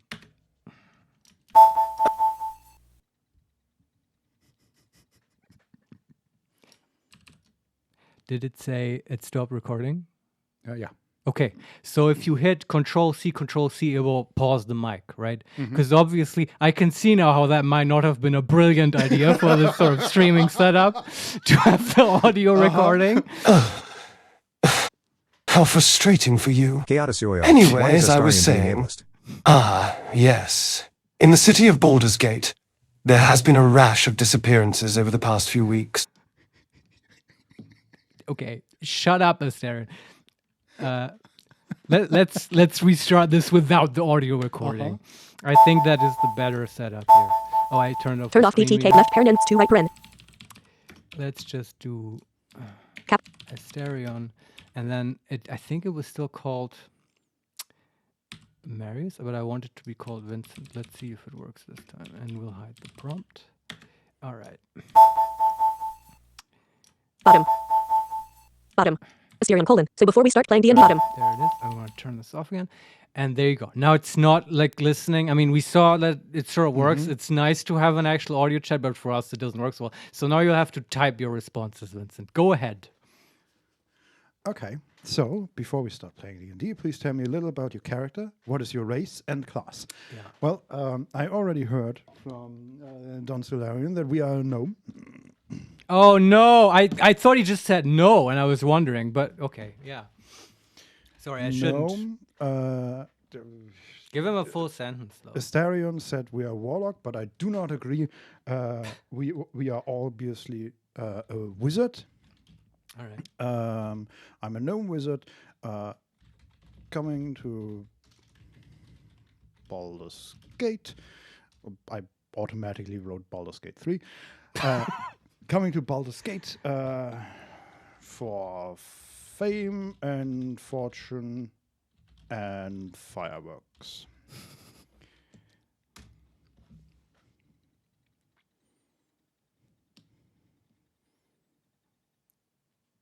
Things are happening. Yeah, first time always takes a while. Ah, a wizard. Quite bold of you. How would you describe yourself, dear Marius? You know the other players will be curious about your character. Well, it's using my name, which sucks, but okay. Okay.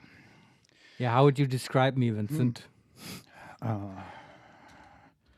You're a gnome, remember? I'm for this is work with feet and stuff like that.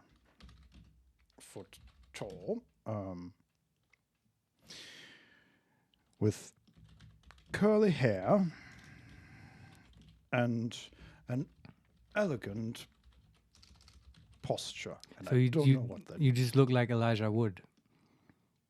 Yes, You're just describing Elijah Wood sure. in Lord of the Rings. Elegant posture, I guess. You could just tell him I am Elijah Wood. But I'm not. All right. It's I your game. Also have a powerful ring on my Come on. left hand.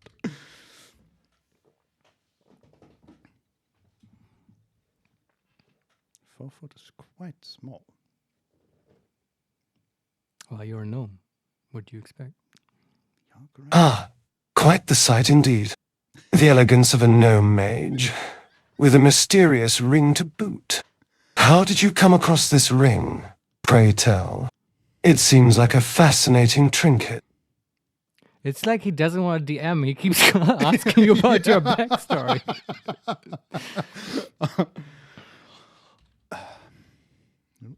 If you must know, I got it from my uncle, who is also a gnome, and found it in a cave. We are playing Lord of the Rings now.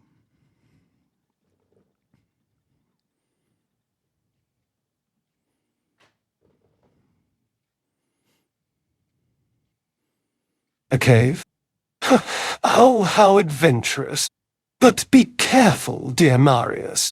Caves can be quite perilous. Now, let's move on to your character's backstory. No, but that's what we're doing. Can you just ask him to please just play? Enough about the backstory. Let's get back to my quest.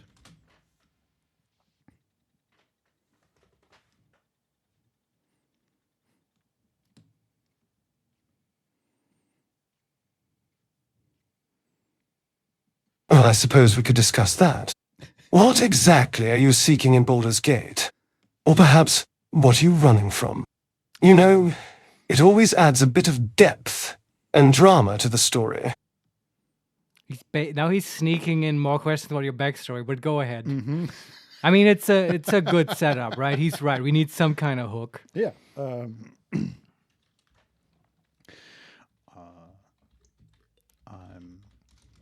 Yeah, what are you looking for? Looking for fireworks to blast the ring off my finger.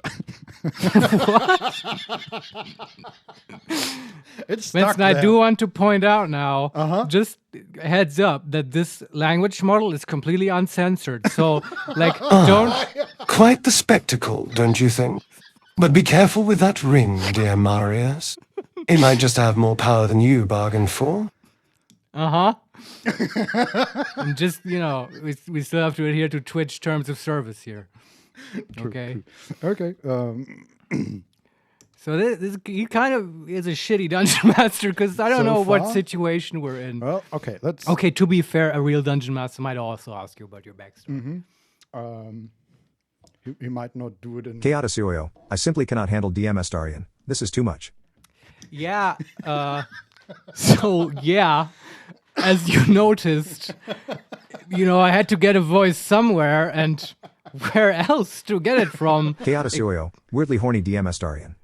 He is, yeah. That's a start. He is, by the way, independent of how you, like, prompt him. Like, it's just his voice. It just always comes through. But it just so happens that Baldur's Gate has like many hours of audio recordings from all the voice lines of these people in impeccable quality, and that's sort of just very handy for voice cloning technology, which for these satirical purposes is, in my opinion, completely legitimate. This is obviously satire. This is not real Astarion, nor am I pretending that he is. Yes. And we have no intention of selling this No, technology. we make no money. I assure you, we make no money with this whatsoever. It's just funny because it's Baldur's Gate. Anyway, continue, Vincent. Wait, what was his last question? Oh, So many. hold on. We can here. There you go. Quite the spectacle, don't you think? Must be careful with that ring, dear Marius. It might just have more power than you bargained for. In that case, I take the ring off, just in case there is a demon trapped inside. All right. Let's see if he... I hope he asks you about like your stats or whatever, and so we can just stay in character creation. Yeah, I'm about to ask. Okay. Well done, Marius. Always good to be cautious. Now, let's get back to your quest. What exactly are you seeking in Baldur's Gate?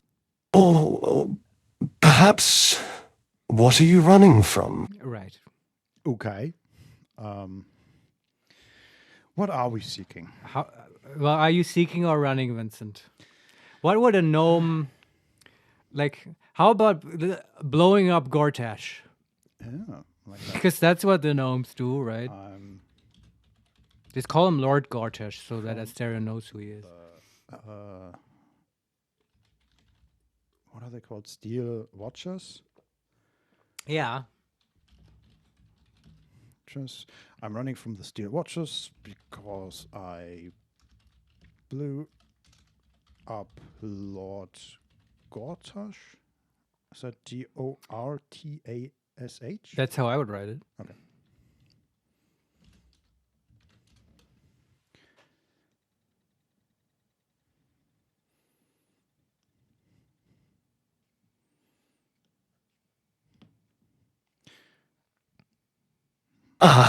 Quite the pyrotechnics display, I imagine. But be careful in Baldur's Gate, dear Marius.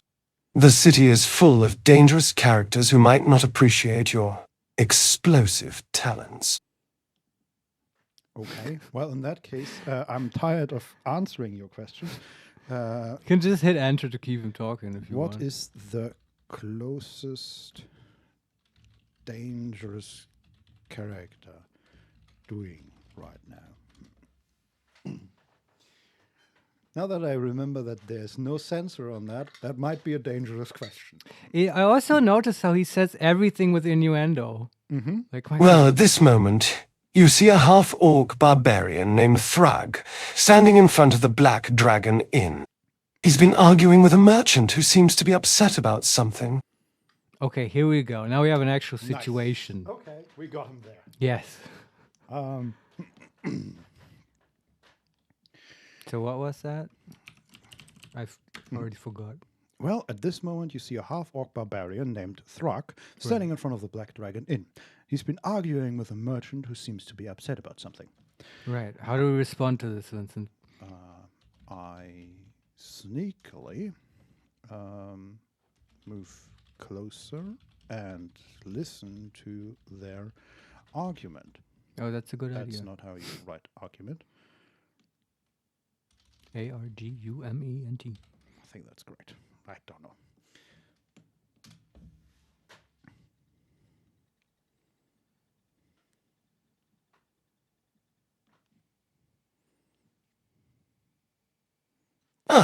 Quite the spy you are, Marius. As you get closer, you hear Thrag shouting at the merchant about some missing shipment of ale. There you go. Okay. Exciting stuff. I'm riveted to this story about running from Gortash and now I swear to God, the missing actual shipment. character No, does not begin to every be- sentence with, ah. What was that? Good thing we have a laptop here. Yeah. I swear to God, the actual character does not begin every sentence with You mean the actual Asterion character? Yeah, okay. We wouldn't know because, we kicked him out of our game. yeah. So we this- got rid of him Yeah. just in time. So I could torture him in this way, I'm not done with Asterion. My hatred runs deep, Yeah, we left him to nature and the outdoors, and now we pulled him back in. Yeah. What were you Yeah, saying? anyway, we can also, we can move on to another character or keep going on with this narrative. Vincent, what do you think?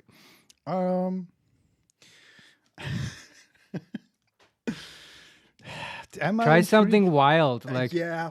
you got to get some action into this, I feel. Either cast Finger of Death or something. I don't know. Or hold on, you've been this ring has been exceeded so much now. Can't you just use it on the orc or something?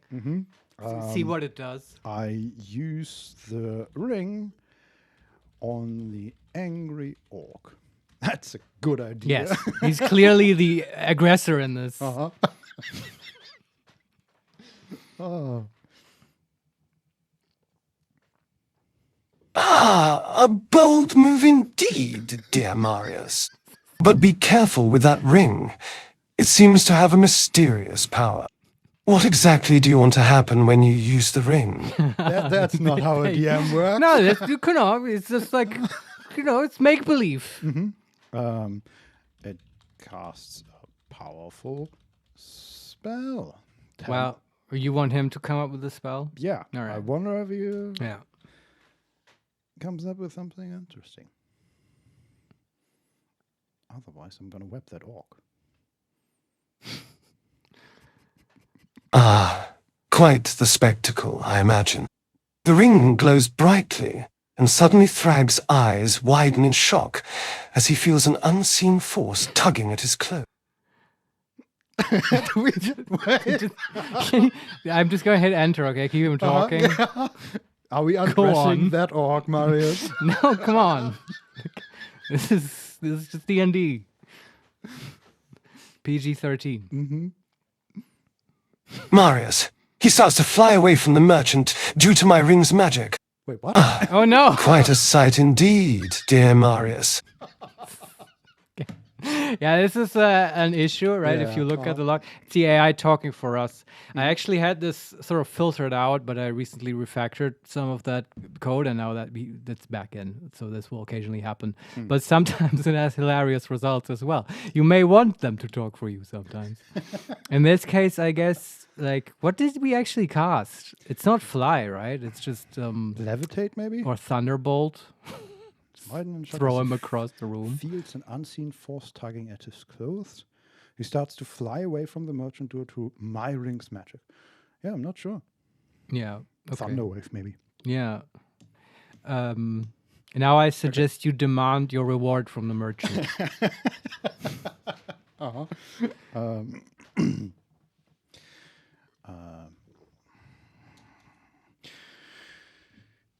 Sadly, I demand the reward from the merchant.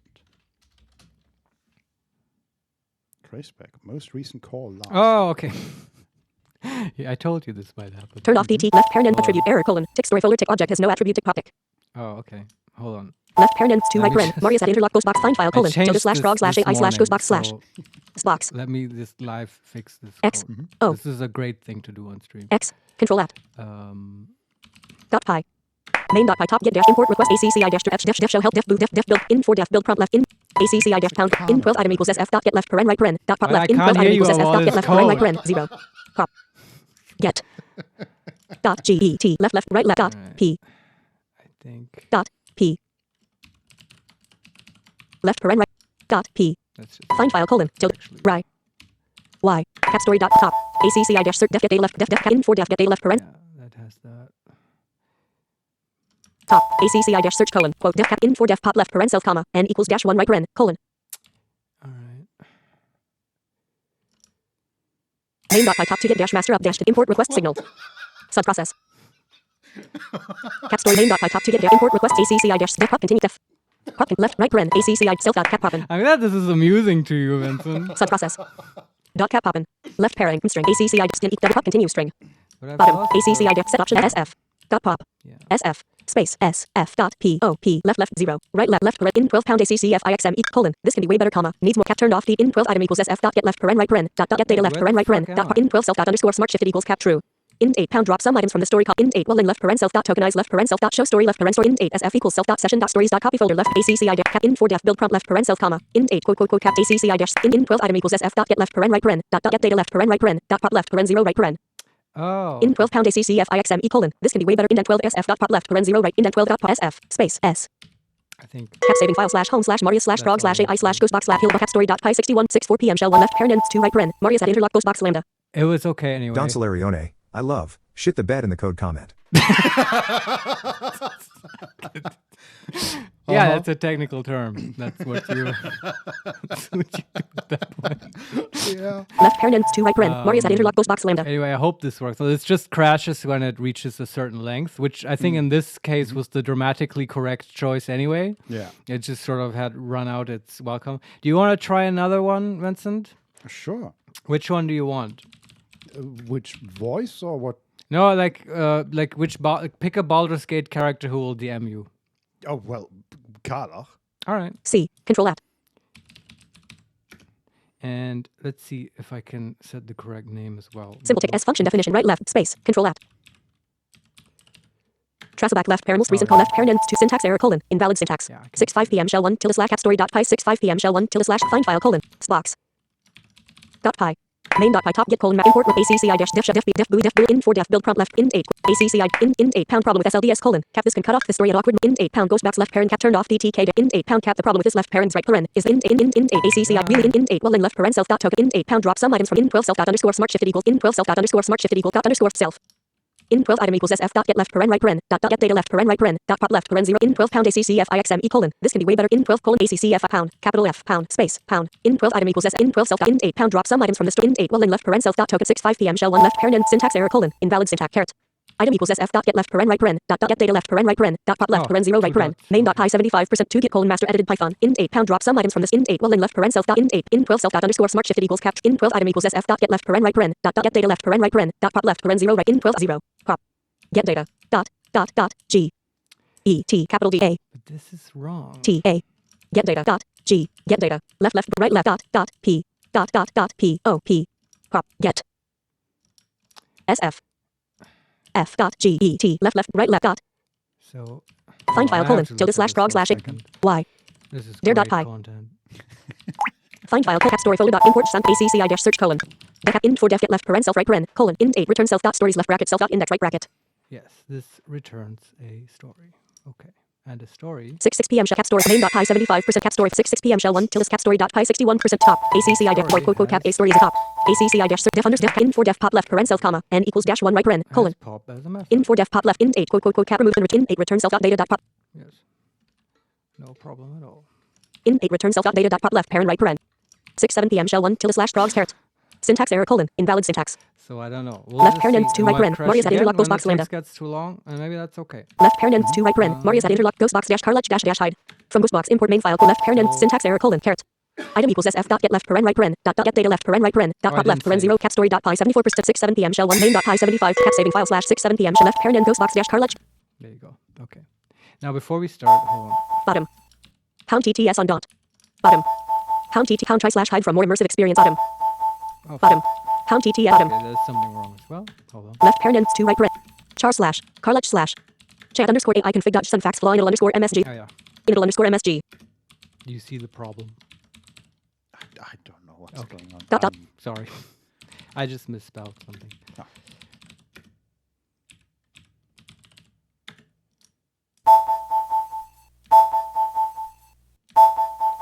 bottom. Carlech colon. There Okay, you comma. go. Nerd comma. Okay. Left bottom. Now let me just see if I can set your name properly. I dash search backward colon. Pound chat underscore show underscore AI underscore pound config underscore file colon. I dash search backward pound chat TM pound chat underscore AI colon. Carlech. Pound grammar underscore 5 pound mode colon. Chat. Pound chat underscore user colon. Marius. There you go. Chat underscore. Bottom.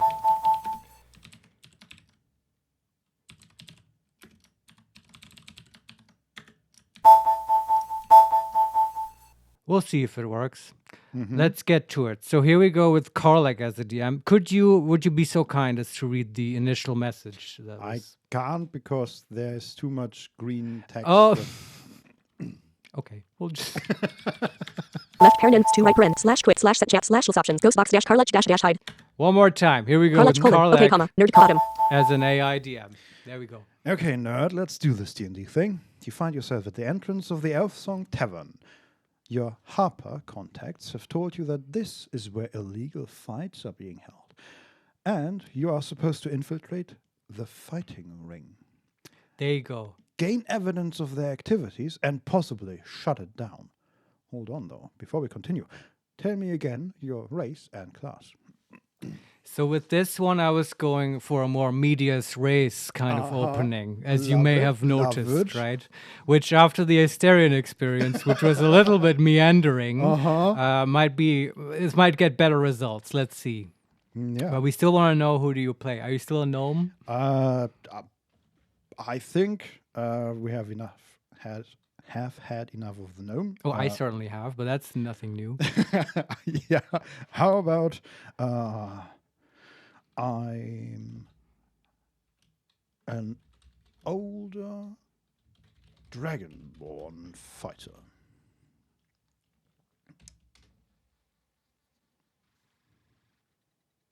There's a Keep gift. it simple. First time might take a moment. Mm-hmm.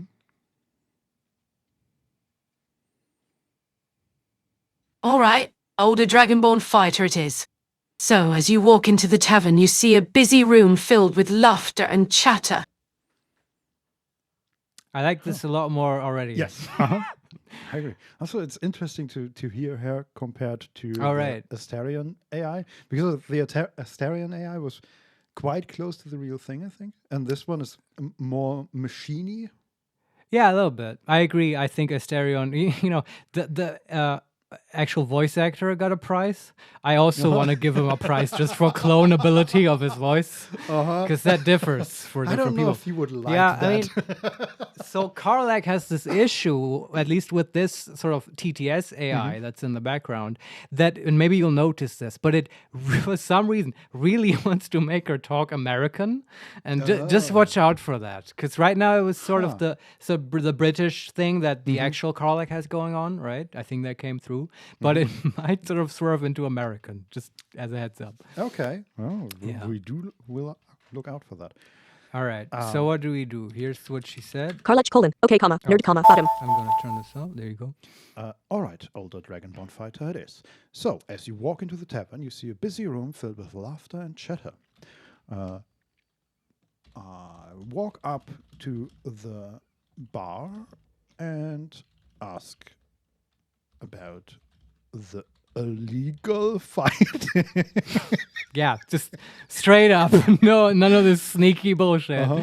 I like it. There's also, okay, let's see. I'm going to say something after she talks. Because this is weeks ago that I made these. Before all the Deutsche Bahn stuff. So I forgot, actually. The bartender. A tall human with an eye patch and a scar running across his face raises an eyebrow at you. Illegal fighting, he says with a grin. All right. Yes, she probably got illegal cut off fighting. there. They have a 50 token character limit, okay, so she probably would have continued that.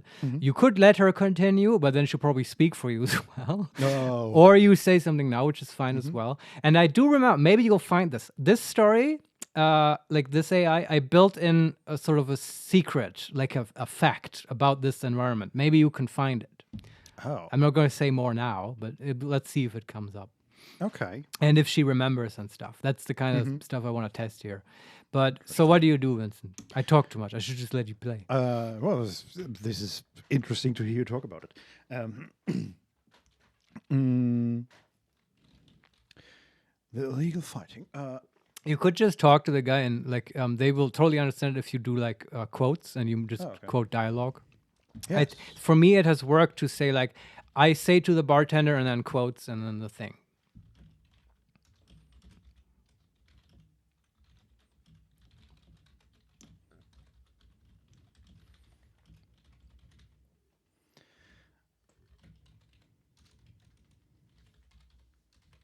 Okay. Yes, the illegal fighting. I want to take part. Really mess someone up, you know? I reply. Excellent. It's not why the Harpers sent you, but that's okay. They don't need to know. The bartender chuckles and leans in closer, lowering his voice. Well, if you're looking for a fight, you'll need to get past the half-orc bouncers at the back. Yeah. Every time they do that, I'm tempted to say, I get past them. I mean, you can try. I don't know. This is for testing. But that was fact number one. That was built into the story. She didn't make that up. Oh, okay. So that's good. Bouncers at the back? Yeah. Interesting. Okay. Not seriously. Does that work? Is that, I not seriously, Yeah. sure. and It's like in that disco scene where the guys are just nodding at each other. Knowingly. and walk up to the bouncers in the back. Ah, I see. You like, yeah, I know how to handle Can those guys. I get past you guys? I ask.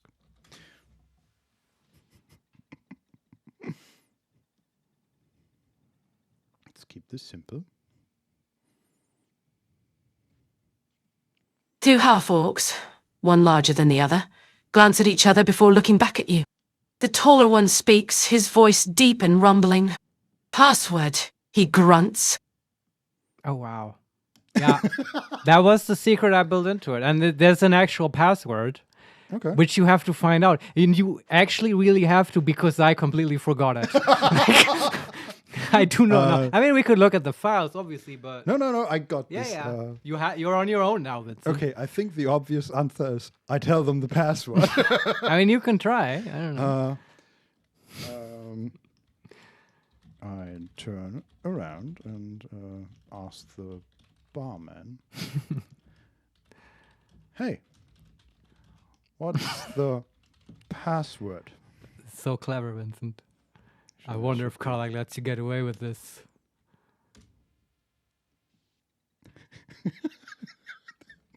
Seems like an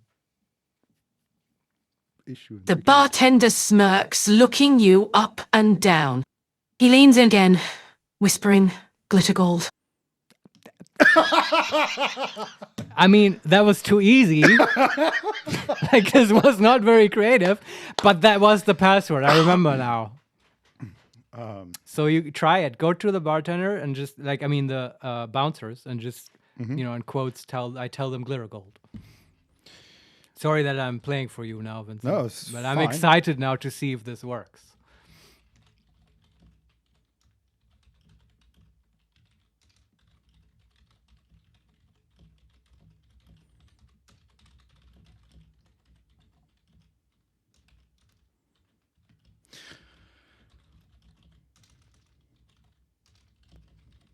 Jesus. What are you typing Yes. now? Just for our... Glitter gold. The bartender told me you should arrest him for spilling your secrets. I tell the bouncers. Okay, that's hilarious. Yeah, please.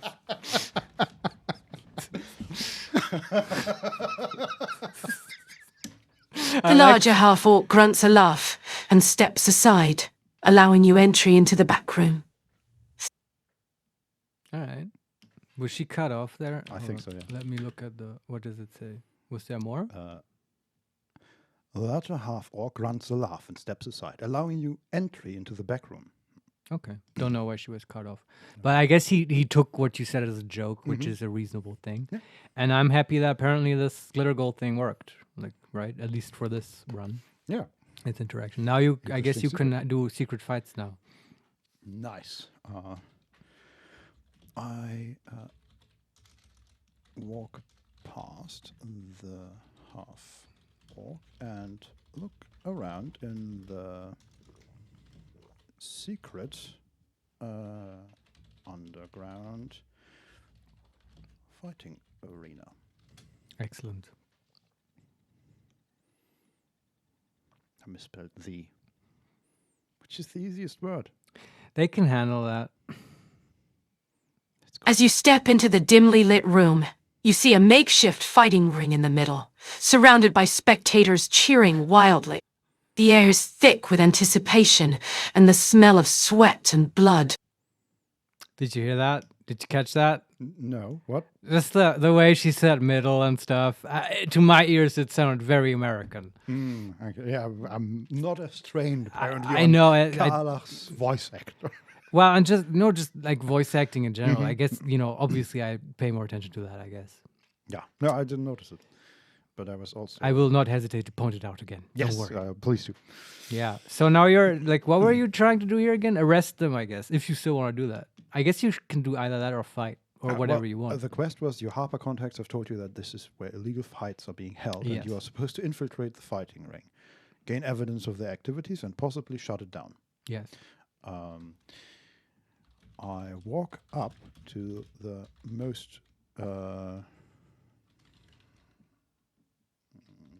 polar bear-looking person here and challenge.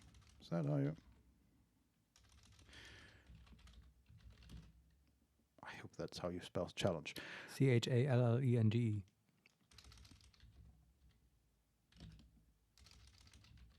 I don't know. This is. Where's your spell Should I check? type it? I can do. Yes, please do. There you go. There's an E. Yeah, I don't know. Can also turn on the whisper module again, Vincent, and it can do audio recording. Fuck off. Because that works so well. That's what I'm making fun of. I'm curious about letting the chat play this actually with the.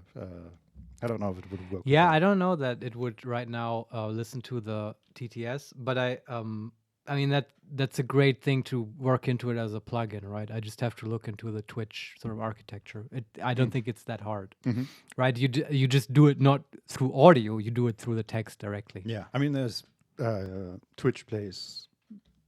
Yeah, Pokemon stuff and like that, right? Other games. And then you just give them like a / command to like, I don't know, / whatever, / AI, and then whatever they type gets sent to this. Yeah. And then I can just lean back and get banned immediately from Twitch. Probably. Yes, obviously. I fuck the bar. Yeah, no, don't even. Oh my god, I'm so glad we're not recording this. Like, let's not go there.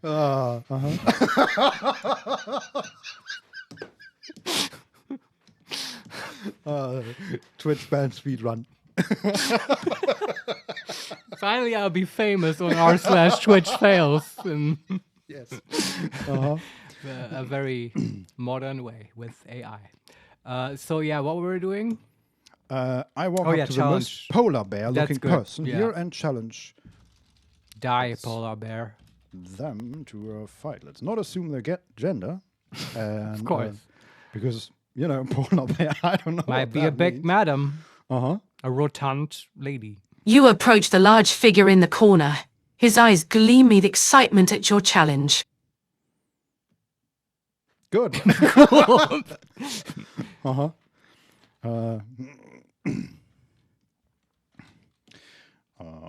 I drag them to the arena despite their protest.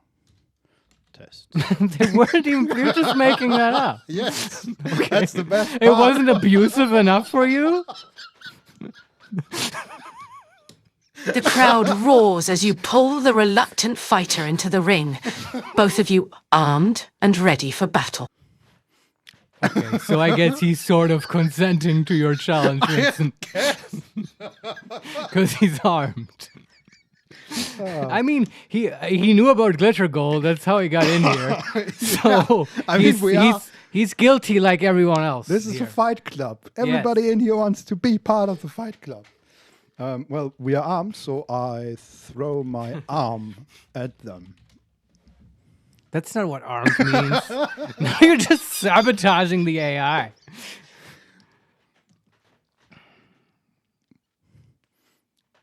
Your opponent raises his fists, expecting a punch, but instead, your hand connects with the side of his head, sending him sprawling to the floor. The crowd goes wild as you stand over him victorious. Okay, number one thing I'm noticing is these fucking games are too easy. Like these AI dungeon masters are weak sauce. They need to put the hurt on. I have to tell them somehow. I don't know. Don Solarione, this is Monty Python the D&D. Yeah. Oh, it's just a flesh wound. I can still kick him. So, can you just like pronounce to everyone that the ring is closed now? Chaos can Yoyo, break- Dragon versus Polar Bear, Fire beats Ice. That's true. He was supposed to be polar bear size. Well, that wasn't a good polar bear. It's down in one punch, man. Oh my god. Do you know that scene? Did you watch Breaking Bad? No. Then what I was about to say will not be interesting. Never mind. But, tell me Please. anyway. Oh, there's just this scene, but now I have to explain so much. Yes, more. So you they started this. okay. This is how this works, I guess. So they have to go to. Theo Aquara, what the fuck, Vincent? Yeah, I Sorry. know. Like such a good show, honestly. Yeah, I know. But at least in the chat might appreciate it. So at some point, like Jesse Pinkman and like Gus go to like the Colombian cartels, and like, but they have to basically they have a plan to like destroy them, right? Okay. That's their plan. And so they're there, but it's like a party and stuff, and they talk about old times because they go way back, right? But they're like there's a lot of antagonism there, and then they sort of poison. Spoilers for Breaking Bad, by the way. But honestly, Well, if now you I haven't don't need watched to it. watch it. Yeah. So they poison them all, and then there's just this scene, and it always stuck with me. It was just very impressive. Where like Gus. Samagers, hey guys, I see you are putting the new GPU to good use. Lol smile. Yeah, that's right. Yeah. Hey, Stefan. Yeah, welcome, Steffen. That's our friend Steffen, whom you might know from Dwarf Fortress fame. So now let me spoil Breaking Bad for you as well, Steffen, in case you haven't seen it.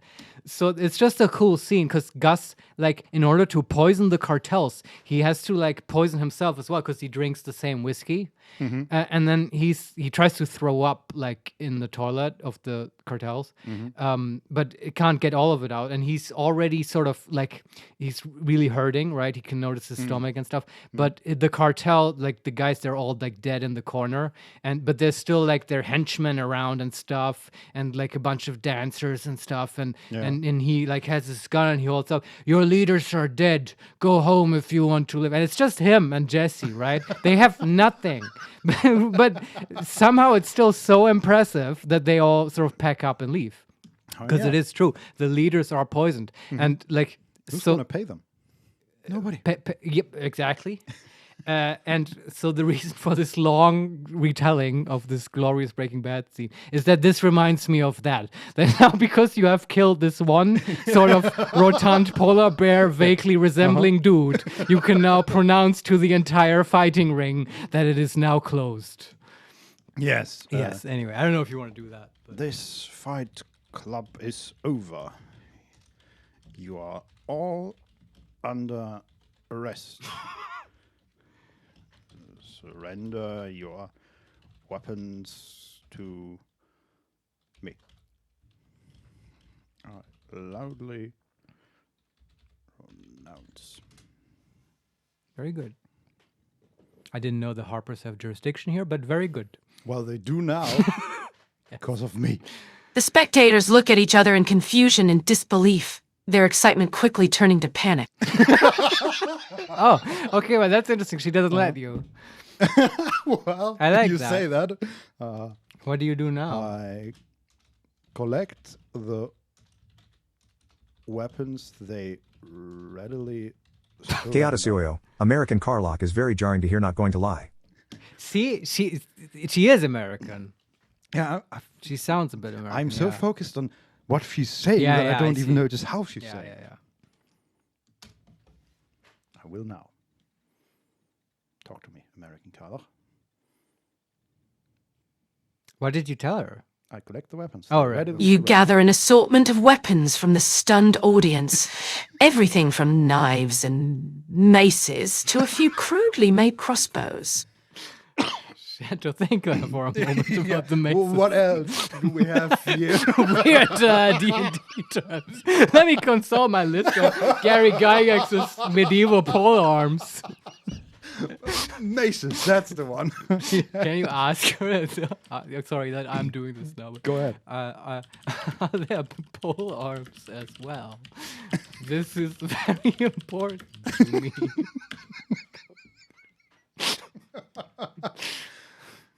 That is. Pole arms from the polar bear. Oh, that's right. As you collect the weapons, you notice a couple of spears leaning against the wall. All right. You pick one up and test its weight in your hand before adding it to your growing arsenal. Are we just like we have this giant sack of weapons on our Look, back? come on, that's like every video. Have you seen your inventory in Baldur's Gate 3? You you're are correct, no you're one to correct, yeah. complain, Vincent. Come on, you were picking up literal spoons. We were lugging around cutlery for like half of No, Act 2. yeah, that's fair. So, yeah, I just don't know where the story will go from here, sort of. This is still, right? This still, I feel like they understand what you're saying. They, like, can go with, like, the facts that are established. They will even, Keotisioyo, do you really need 8 maces when 1 punch seems to be enough? yes, it's true. That's a separate problem. They're too cooperative. Theo right? Laura, where are the rib cages to store stuff in them? Yeah. Yeah. Backpacks? Who needs backpacks? We So- have options. Two problems that I'm noticing, right? One, it's too easy. They're too cooperative. And you can just, influence the story too much by just saying shit, right? As you have quickly found out. And number two, I forgot what I was going to say. It'll come to me. But there was another thing that I was bothered by now. I don't know what you mean. I'm having a lot of fun. Oh, okay. No, now I remember. Thank you. So while they follow the facts and they even do the glitter gold thing correctly, which I like. That's you can work with that. No, I forgot again. Are you kidding me? My AI is not working. Okay. It'll come to me again, I'm sure. I'm sorry, everyone. Where do you want to take the story from here? It came to me again. Story structure is what's lacking, right? They're not bringing in drama at the points where it should come in. I arrest the Patreons, kick the polar bear one last time, and leave the arena.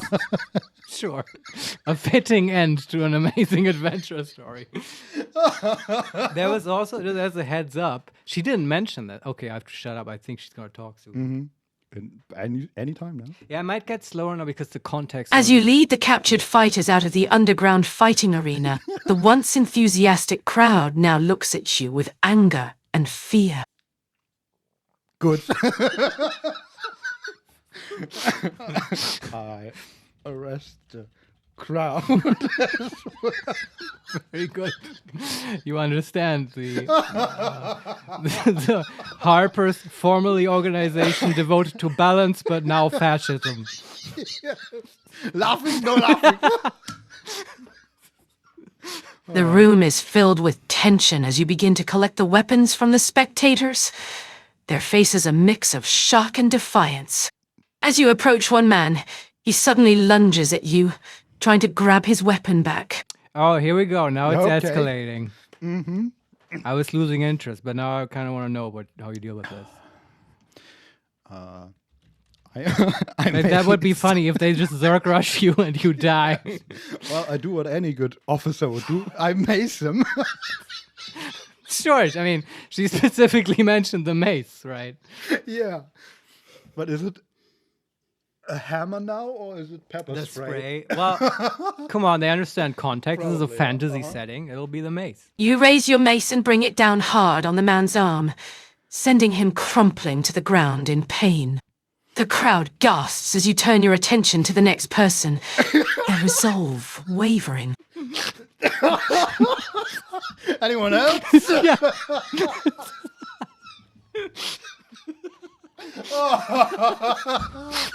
You are quite the police officer.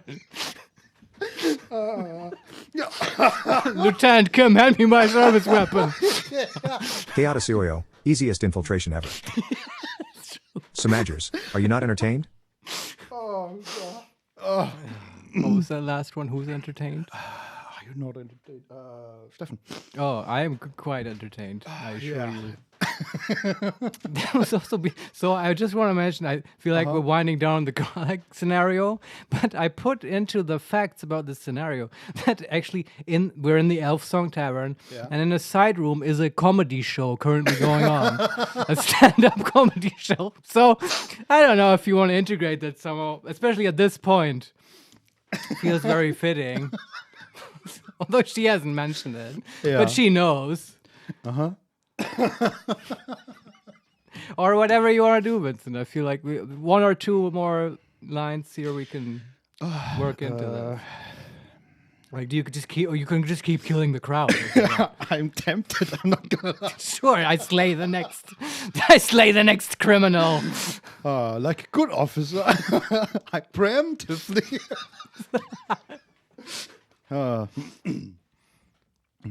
Find a gnome in the crowd and kill it. I lead the rest of the crowd outside. Theo Ochlora, Batman style. But Batman doesn't kill people, though, right?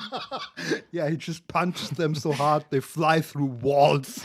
But they just go unconscious. Yes, sure.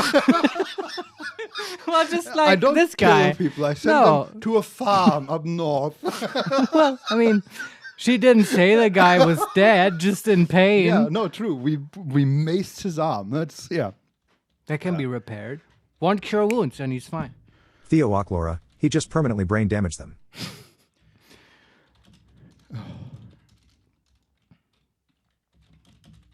That would be great. Next time they ask you, who's your race and class, just say, I'm Batman. I lead the rest of the crowd outside. If you want to laugh, have a look at the comedy show. I say.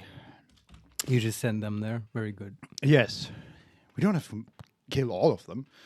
Just a necessary amount of wrongdoers.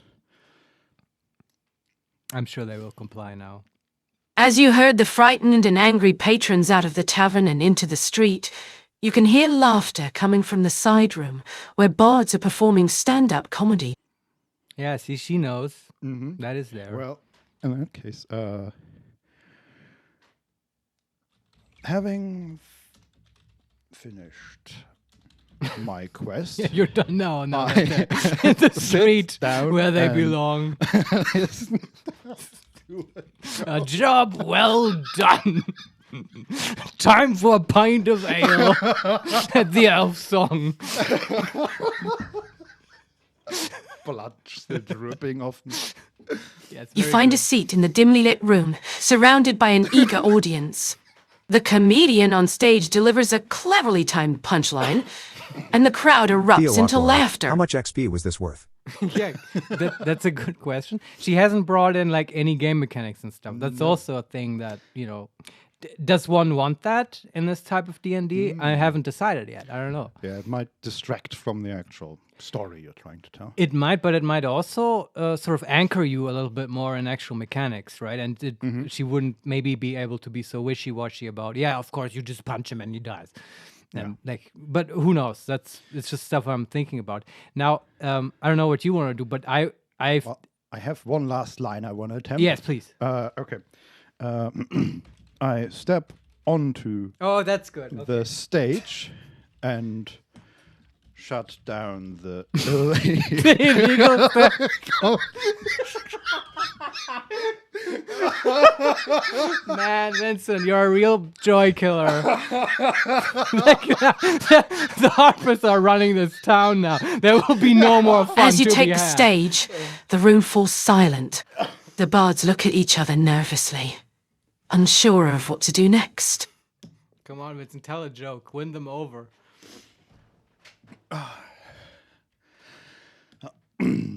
Or keep shutting them down. I don't know. Either way, I'm interested to see what happens. Let's see. I tell a joke to lighten the mood. No, come on. I gotta chime in here. Too late. Oh, you did pressed already? enter. Yeah. Man, but you didn't actually. You just told her that you're telling a joke without actually. You take a deep breath and begin your joke. Why don't drow go on picnics? Okay. The room remains silent, waiting for the punchline. Yes, I need to know. Can we just hit enter and let her finish the joke? Okay. But I also I like the idea of people just telling you the first half of the joke and you have to come up with the second. Sure, that's a fun puzzle, right?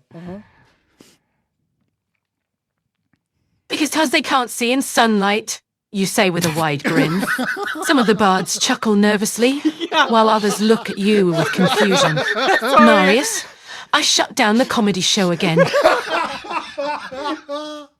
That's probably a horribly racist joke in like the Forgotten Realms. And then, I don't know if you heard it, but she at the very end she just said, and then you shut down the I did hear that. A perfect ending to this amazing adventure. Though I do need to know Semantics this. literally bombed the show. Oh God. Well, what was this joke in its full glory? Like, Chaotic. The guards chuckle nervously as you hold 12 maces. Like one falls out of my sack. you clink with every step.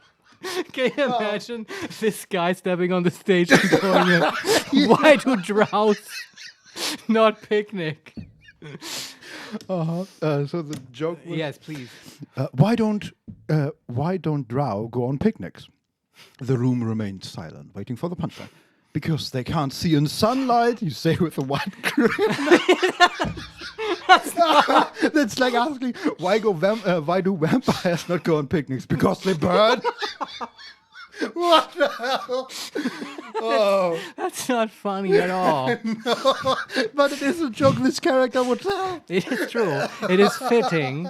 So I cannot use this to determine whether the AI can do humor because your character is so innately humorless. This is just the correct thing to put in his mouth. Oh, that was great. All right. Also, I love the idea of the Harper sending us in there. I mean, 10 minutes later, I've done it. Everything is shut down. I got the comedians and the fighters. do I get a bonus? Yeah. I said like double XP your artist. I also got a bag Oh full yeah. of mazes. Can we ask her how much XP do I? Yes. How much XP do I? Oh. And honestly, this is not too far from a real player. True. You haven't gained any XP yet, as you haven't completed any part of your mission. What? However, depending on how you approach the situation, you might gain more or less XP. Even she is confused by the whole thing. But like, so how do we finish the quest? I need a quest arrow, DM. Yeah, what? I don't know. I've told you that this is where illegal fights are being held. You are supposed to infiltrate the fighting ring, gain evidence of their activities, and possibly shut it down. Okay. Maybe take them like to the Harper HQ. Like, just say you go there and you bring in the illegal fighters. fighters. And the evidence is I don't know. I mean, what's even like? It's not like there's an XP counter. Like you're not gonna level up. What would be even the point of leveling up? You can already just do anything anyway. True, yes. Yeah, okay, but I get the idea of trying. I take the rest fighters to the Harper's headquarters. Yeah. Let's see if it works. Because they can't see in sunlight. As you guide the captured fighters out of the tavern, they beg you to let them go, claiming they were only acting under duress from Gilgamesh and his cronies. Oh, he was also part of the story. She's really incorporating all this shit. I'm impressed.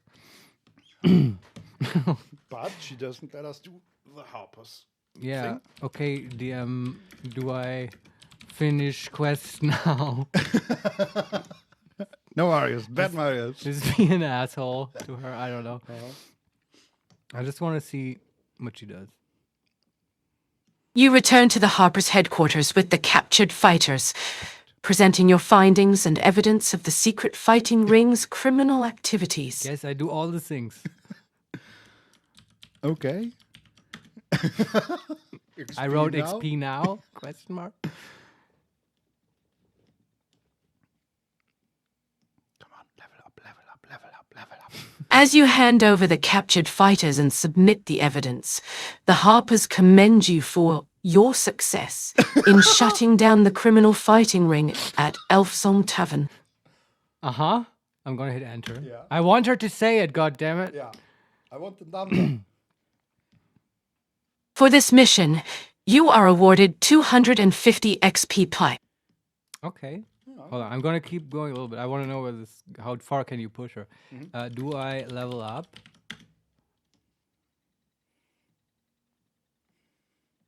I've actually never tried this. I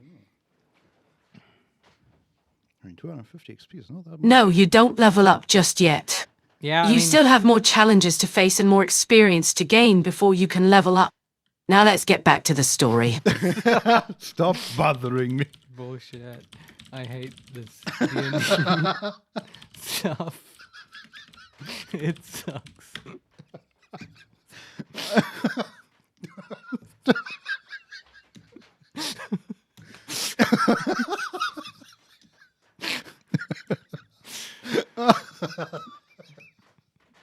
Does she just crash now out of protest? It seems like you might be feeling frustrated or overwhelmed with your current gaming experience. Please remember that playing tabletop games should be a fun and Oh, here enjoyable we go with activity the for everyone AI. involved. Right, all the Just- moralizing. You're fat. No, come on. We're not doing that.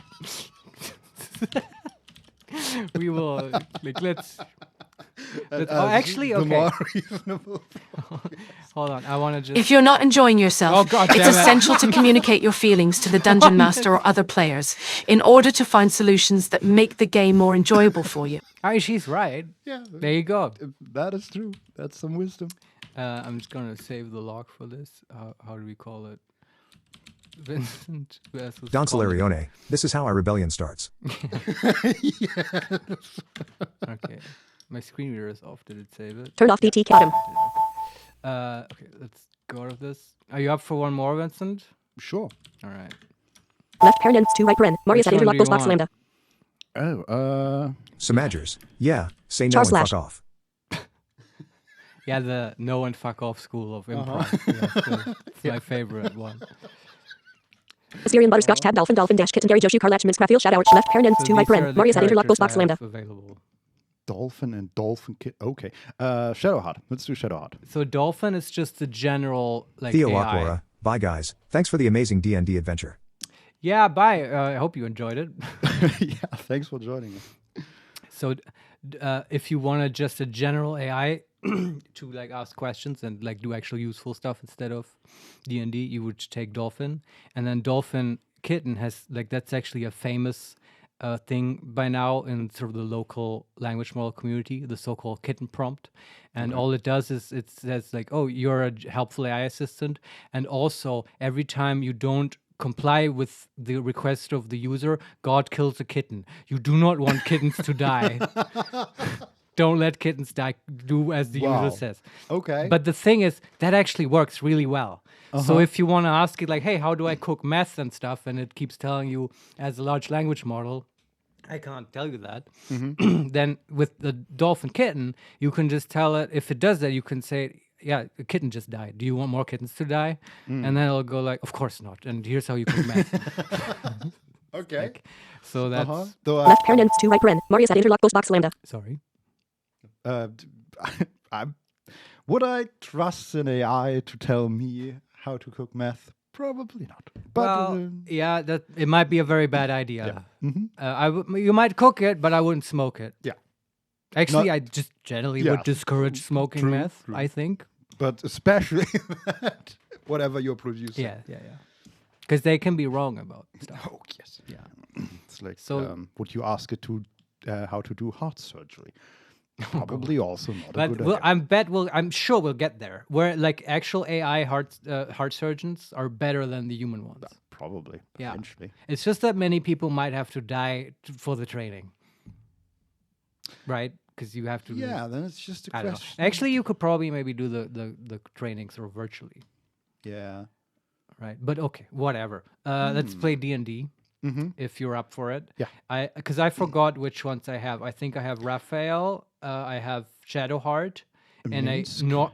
Oh yeah, Minsk is not a DM. Okay. You can talk to Minsk if you want. Mm-hmm. And then there's Gary. Oh yeah, I haven't done that one in a while. That was just a general sort of dungeon master. Okay. You know, And Gary because of Gary Gygax. that makes sense. Butterscotch. That's right. She doesn't talk that much though. Is that just the Chaos player Yoyo. character? Lol. Matthew Mercer's character isn't a DM.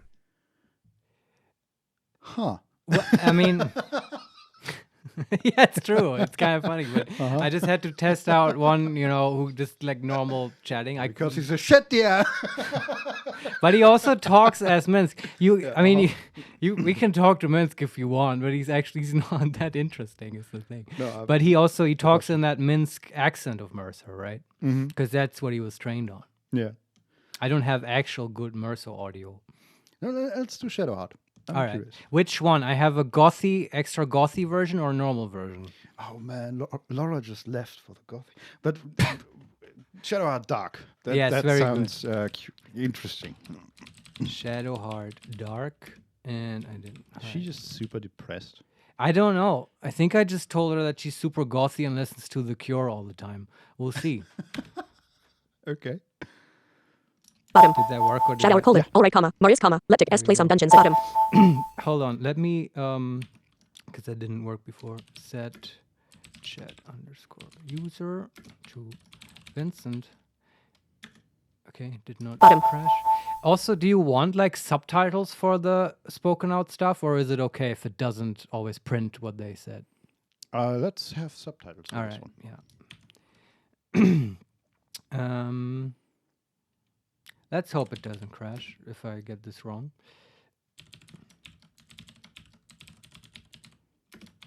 Quotes. Did not crash? Nope. Okay. Looks good. Then we'll see. Okay. Shadowheart said, "All right, Marius, let's play some Dungeons and Dragons." And then she lights candle and puts on some Type O negative. All right, other gothy band. Though I must warn you, my DMing style can be quite intense. Too dark, in fact, for some to handle. That's right. In any case, what is your race and class? Also, she already called me Marius, so she's going to be a bit confused now that suddenly it's Vincent. But I think we're just going to roll with it, and she'll have to deal with it. So, what is the darkest of all classes? Of course, we are a Warlock, obviously. Drow Spec O Warlock. R. Capital D. Oh, Spec E. Capital D. I am a Drow Warlock. actually, she might get very confused if you're Vincent. Well, we'll see. Well, Maybe if it's shit, we restarted with Yeah. Marius. But for it's now, okay. we are a Yeah, Drow yeah. Warlock. And I'm gonna- AJ. The gothiest of all classes. T. All right.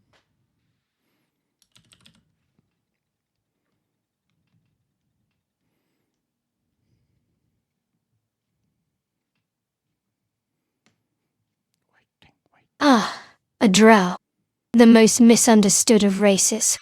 Your class is indeed fitting for you, Vincent. So let's begin your tale of darkness and despair. Looks like she just rolled with the Vincent. Also Yeah, let's begin your tale of darkness and despair, Vincent. yeah. No subtitles, but I guess we just. It doesn't. Okay, yeah, I don't know, man. Yeah. This is a work in progress. I enter Baldur's Gate in the dead of night. Of course. All right.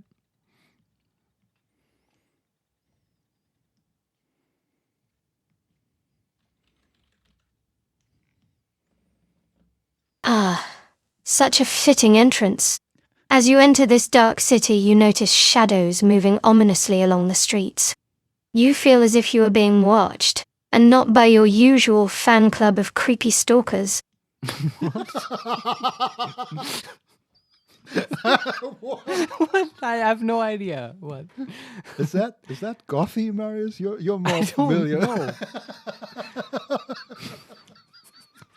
I didn't know it was. I mean, you can ask her about it if you want. How would I even ask? What, like creepy stalkers? Question mark? What do you mean? I don't know. You don't have to. This one, like, I did not give her. I believe I did not give her like a concrete scenario, so it might be again a little bit meandering. Okay. Right? That worked, in my opinion, much better with Karlak and like starting medias res, right, with the quest and stuff. Yeah, I did notice that she asked about race and class, and then she sort of just said, "Oh yeah, that is who you are," Yeah. and nothing else. Is the fan club as gothy as I am?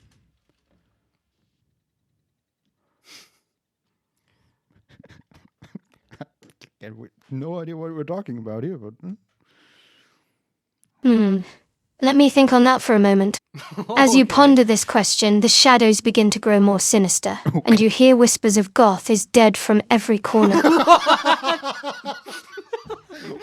on, I need to see that. Did she say Goth is dead? Or yes, God. Okay. I thought she meant God is dead. No, but this is no, way Goth cooler. is dead. It's like, you know, pop will eat itself. Goth is dead. She's such a hipster, man. I can't, like, this is the best D&D ever. Yeah. Yeah. But how do I you just even wish we had a respond to quest or something. Like, I don't know. Keatasuyo, this is just going through the high school quarters. Kind of, yeah. You No, have creepy stalk. What kind of yeah. high school did you? The shadows grow more sinister. Oh, you must have had a bad time in high school. Yeah, I think there are hotlines. Every one of those questions, the shadows begin to grow more sinister.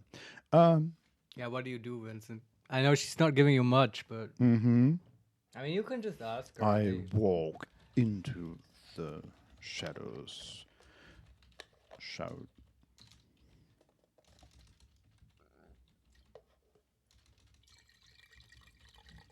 What the? How do you write shouting? My brain is blanking. SHOUTING. I walk into the shadows, shouting, Goth is alive and well. He's I love sitting this. right over there. I hope this just evolves into a discussion of gothy bands where you and Shadowheart start shouting at each other. Can you just tell her like typo negative is super lame and stuff like that? You stride confidently into the darkness, pointing towards a figure in a hooded cloak. The whispers grow louder, and you notice that the figure has your own face. Oh shit, that's actually creepy, man. Who are you? I ask the figure. I am you? I am your father. No. The figure lifts its hood, revealing a pale gothic version of yourself, complete with fishnet gloves, combat boots, and extra eyeliner. Amazing. It's so beautiful. Who are you? I ask again, even more intensely and gothy. Whatever that means. This is so like deep, man. Is it? Yeah. It's like straight from my soul or The something. doppelganger simply smirks, its eyes filled with malice as it responds in a deep, gravelly voice. I am your inner demons, Vincent. Whoa. Shit. Well, But hey, it's a doppelganger. I like that part. well, obviously, I kill my inner demons. Whoa. Shouldn't you like accept them No, or no, no. something? This is You D&D. just kill them. It's yeah. gothy, but it's still D&D. Sure, yeah. No, I agree. It's the better story this way. Your combat boots strike the ground with unyielding force, and you unleash a barrage of fireballs upon this twisted reflection of yourself. Yeah, Shadowheart also Hey not. Adasuyo, why do your inner demons wear extra eyeliner and platform boots? Because that's what demons do, apparently. Yes, they look like they're from Kiss. So yeah, not much story here to go on, though the scene is quite compelling. Yeah. I look around to see if there are Better any dungeon more masters. dangers.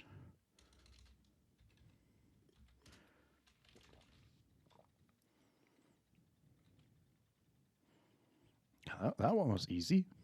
The doppelganger. As the dust settles from your fiery attack, you notice that the city has fallen eerily silent, and the shadows have retreated back into the darkness. But not for long. Can I add something? Yeah, sure.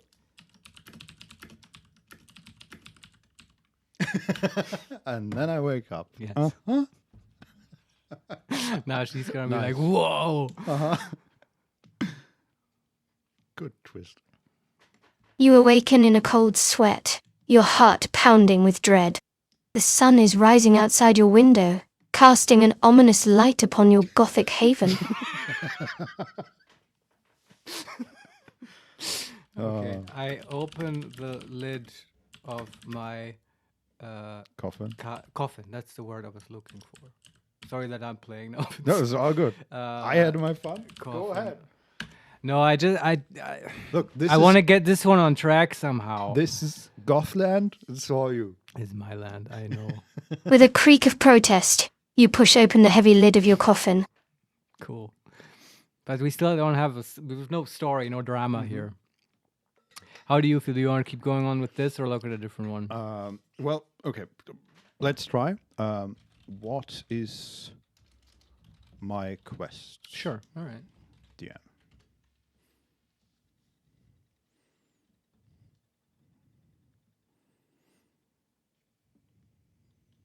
I don't think there should be a comma there. Ah, Vincent, ever eager to embark on a journey into darkness. Your quest is to find and destroy the evil that seeks to eradicate goth culture from the world. I mean, okay, I kind of want to do that. How? But how? What is against goth culture, Vincent? How do we do this? Look around for clues. Like maybe we just go out in the street and like look at people and like find someone who's like not gothy enough or something. As you emerge from your coffin, you notice a dark-colored envelope resting on your pillow, with an ominous wax seal in the shape of a bat. Oh, the shape of a bat. Okay, well that's good. Now I need to know what that says. I break open the seal and read the. Samagers, Batman. It just says you're Batman. Yeah. Gothy. I mean, Batman is already kind of goth. Batman say. I break open the seal and read the letter. What did Batman say? Is our confident Batman? As you carefully tear open the envelope, the message within reads, "Meet me at the Goth Club, the dark hour, if you dare face your destiny." All right. You have to go to the goth club at dark hour. I don't know what the dark hour is, but I guess it's night. It's the gothiest hour, man. I enter the goth club at the stroke of midnight. Very good. You solved her puzzle, I think. The gothiest of all hours. Should have put some typo on there in the background. Some typo? Typo yeah, negative. Yeah, I thought you meant You fucking prep.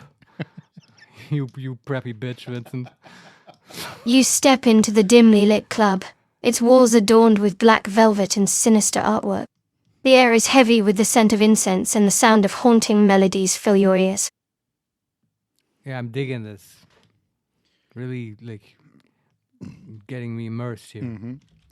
Look around for the figure that's send the letter. Yeah.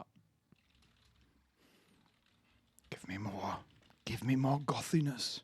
More gothy characters.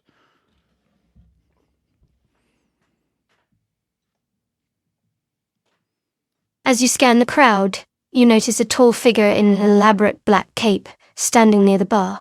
Its eyes seem to glow with an unnatural light as it raises a glass of absinthe in your direction. Of course. I mean, she's taking all the boxes. Yes, absolutely. She gets it. It's just sort of not going anywhere. But I guess I have high standards for drama.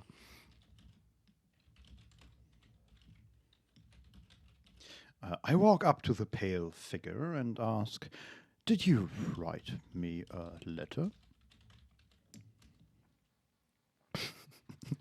Ask her if she knows this joke. Why did Drow not go to the picnic? Figure smiles, its sharp fangs glinting beneath the flickering club lights. Indeed, Vincent, I have a proposition for you. Okay. Now I have to. It's a vampire, Vincent. Don't fuck around with this guy. Why are you vampires? Okay. Oh no. Just make sure you put it in quotes. Enjoy picnics. I ask. The figure. So no idea if that's how you spell picnics. I think it's not with CK, but yeah. That one I don't know either. I would spell it with a C. Picnics. Say it in a Transylvanian accent. The figure chuckles softly, its voice like the rustle of leaves in an autumn wind. Oh, Vincent, your humor is as dark and twisted as my own. But let us not dally. I have a task for you. But he didn't go along with the joke. Yeah. Hate sunlight. Now it's kind of turning into a Dresden Files novel, because this is Yeah, totally because what we have Harry the counter- Dresden would say. Yeah, we are dressed as a vampire right now. It's true. Like that's a spoiler for Dresden. But like in the second book, where he goes to the vampire court, Yeah. that cracked me up. At that moment, I fell in love with the Dresden That Files. was so good. Yeah. So he was dressed as a children's costume vampire. Yeah, but the way he told the story was so good because he didn't tell you that up front, but he would describe the reactions of people as Harry went in there. And then only in the big moment, he talks about the goofy makeup and stuff.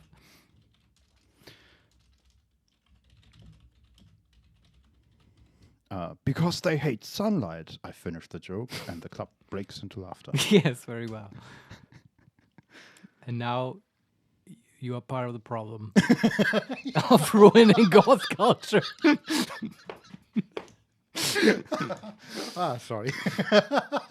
The club goes laugh in unison, their mirth echoing off the walls like the peals of a distant church bell. As the laughter fades, the figure leans in close and whispers, "Very well, Vincent." Very well.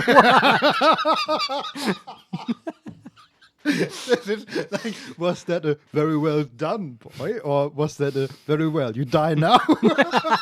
I don't know. Yeah. You can let her continue if you want, at the risk of her talking for you. Yeah, sure. Just hit enter. Just hit enter, yeah.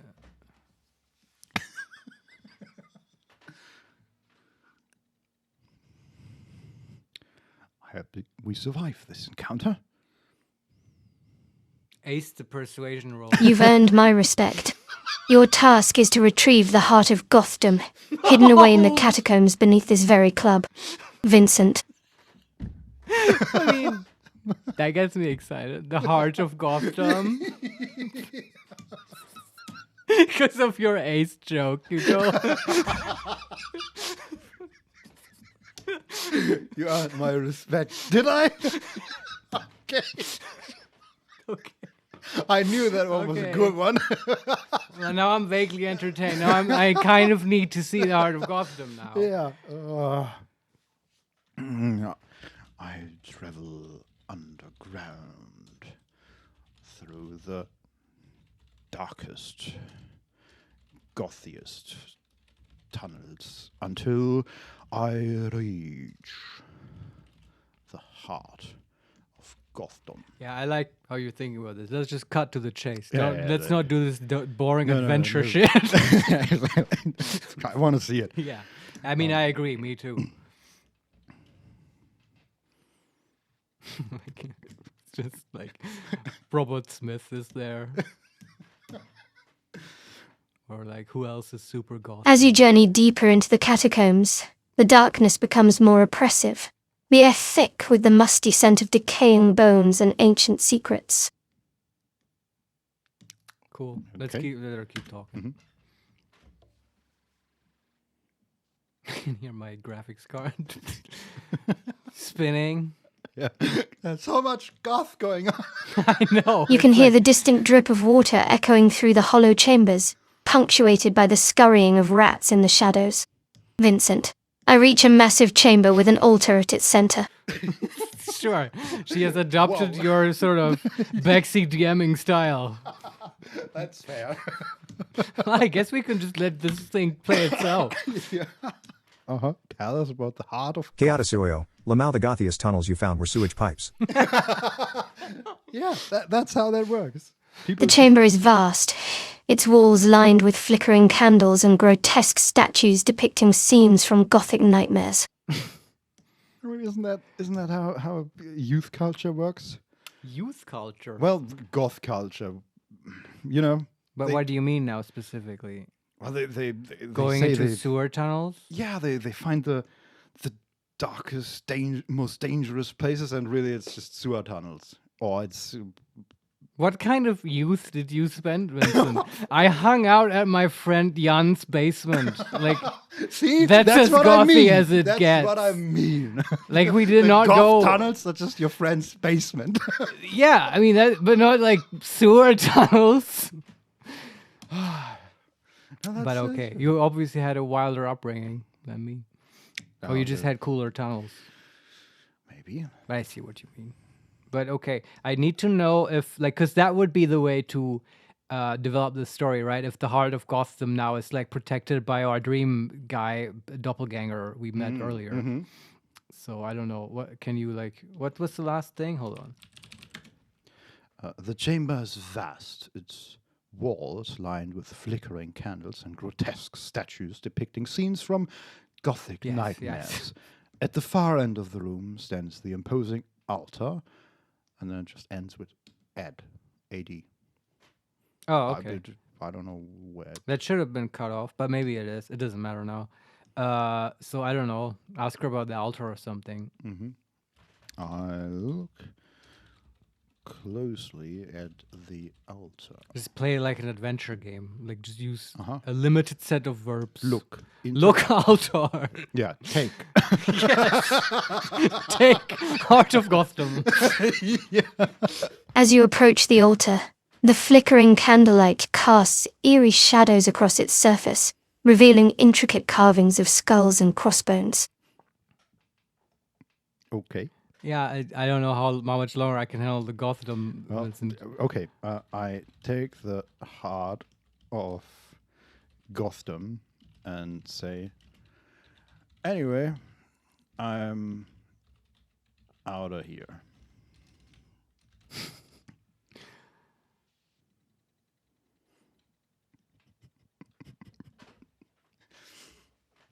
Keeping in line with the Dresden files. Suddenly, a spectral voice echoes through the chamber. No one leaves the crypt of despair without paying their dues. Okay. A chilling mist surrounds you, and you feel an unnerving presence looming over you. And I want to know what you do, Vincent. I pat the unnerving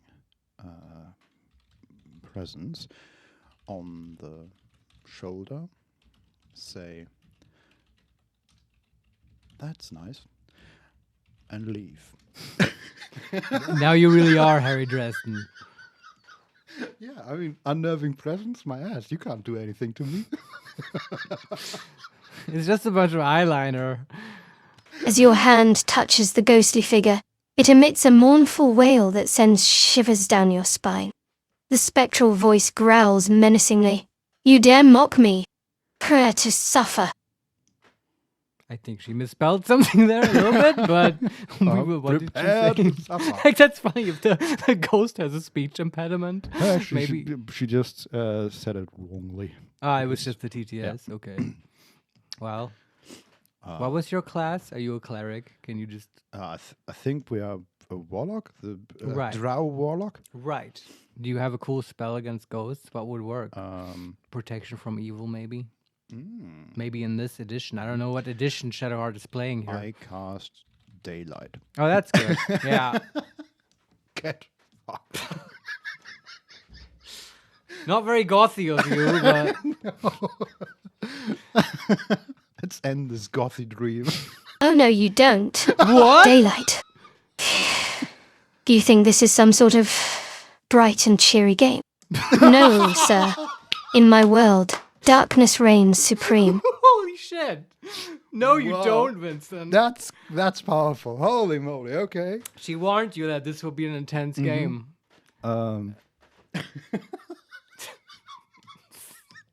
This is great. Oh, okay. I love the sass too. No, you don't. I cast Shadow Flame on the Yeah, you gotta fight, I guess. and run. I cast Shadow Flame on the presence and run. Yeah. Is that a real spell, Shadow Flame?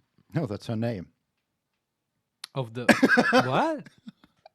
No, it's Shadow Heart, but you know, it's It's close enough. Yeah. Oh, it's Ah, now we're talking. You summon a ravenous wave of darkness that engulfs the spectral figure. Its howls of pain reverberating through the chamber. Whoops. So dark. I love it. Sorry. So the wizard hat. Run now. Run out. Very good. Oh. Didn't expect that. The ghostly presence is momentarily stunned by your attack, giving you just enough time to dash past it and sprint down the darkened hallways of the catacombs. Right. And then I- finally, Yeah, return to the goth club or whatever. I want to see what happens when Chaos you give... Yoyo, go to Goth Club, tell racist joke, snatch the heart of Gotham, leave without elaborating. Oh, you just want to leave without... no. We returned, right? I have to see what the vampire dude says. Return to the goth club and hand the Did he have a name? no, the heart Shadowy of figure. Gothdom. I called him Pale Figure because Yeah. I gave him that attribute earlier. Very good. I return to the goth club and hand the Pale Figure the heart of Gothdom. Here you go. Say.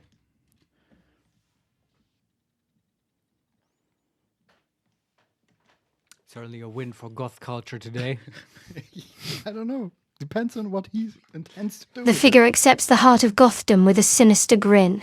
Its eyes gleam with malicious delight. Very well, Vincent. Your task is complete. Do I get XP? it. Hey, no problem, dude. Yeah, it literally was no problem. You could have done this yourself. Like it literally took us 5 minutes to go into the basement's janitor closet and bring up this thing. I mean, I don't know what it is. Maybe it's just a bar of soap. And then Stanley went into the basement and took the heart of Gotham.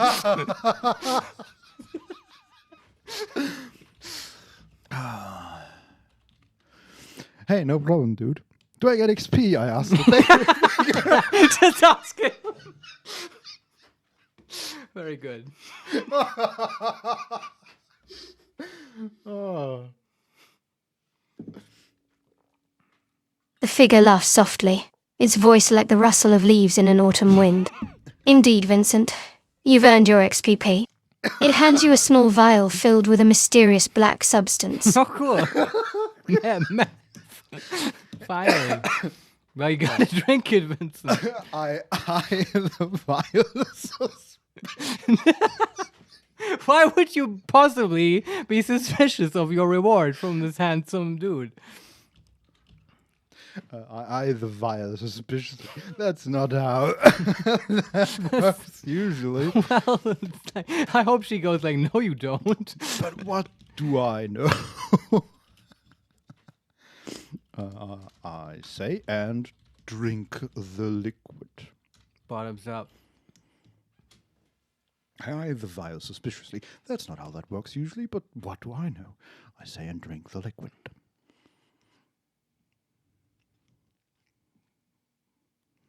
As the mysterious substance flows down your throat, you feel an overwhelming surge of power coursing through your veins. You suddenly find yourself standing atop a mountain of Gothic architecture, overlooking a sea of darkness. Fear me and despair, for I am the god of Goth. But yeah, I mean, I- Goth is dead. Shout. Yeah, well, not anymore. No, we To- brought it back. I shout into the night.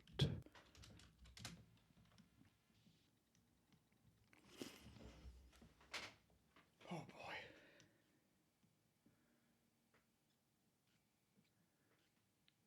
The darkness below responds with a cacophony of howls and screeches, as if acknowledging your newfound power. Congratulations, Vincent. You have become the god of Goth.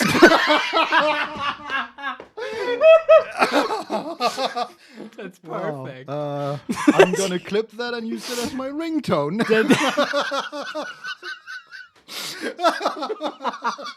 Where do you go from here? You already. I don't know, man. I'm god of death, of Goth. Whatever. I guess I start climbing down the mountain. Cool game. Cool game, Shadowheart. Can we smoke weed now and listen to some typo? I'm pretty sure we have already smoked plenty. Yeah, totally. No, I mean, this is probably how many D&D games go out there. I mean, Well, congrats, I guess, man. like completely lame quest structure. Like no encounters prepared at all. For some DM reason, just shutting you down. No, you don't cast daylight. Yeah. Because that's lame. super elaborate descriptions of violent spells for some reason. Oh. Yeah. All right. Let's save this one. Vincent versus Shadowheart. Dark. All right. Oh, that was pretty good. There you go. So I want you to do Keatusuyo, one the more. black liquid in the vial was literally just a rum and coke. You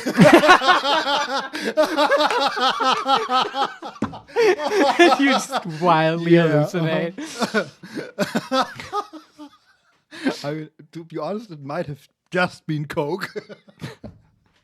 Yeah, because they don't have a liquor license at Ghost Club. Oh, and we are all underage. Like 14, actually. Yeah. Bunch of 14-year-olds Yeah. with cloaks that are way too big for them.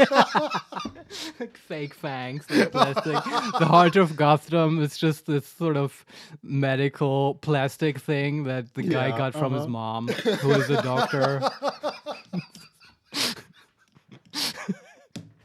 Oh, God. All right. Oh. But I do need to see you do either Raphael or Butterscotch. It's your pick, but they're both sort of special in different ways. And Okay. I'd like to see that. Let's do butterscotch. All right. See, Butterscotch, and I'll leave out the height. Maybe it'll give you logs. Okay. We'll see. Mhm. And also we have the problem with the name again because it's not doing it correctly. But we'll see. Does it print the initial message? Yeah. All right. Let's set your name again. It worked fine last time. Mhm. All right. We'll see. Well, the prompt says Marius, and then dots. But, well, we can deal with that. Wait, what?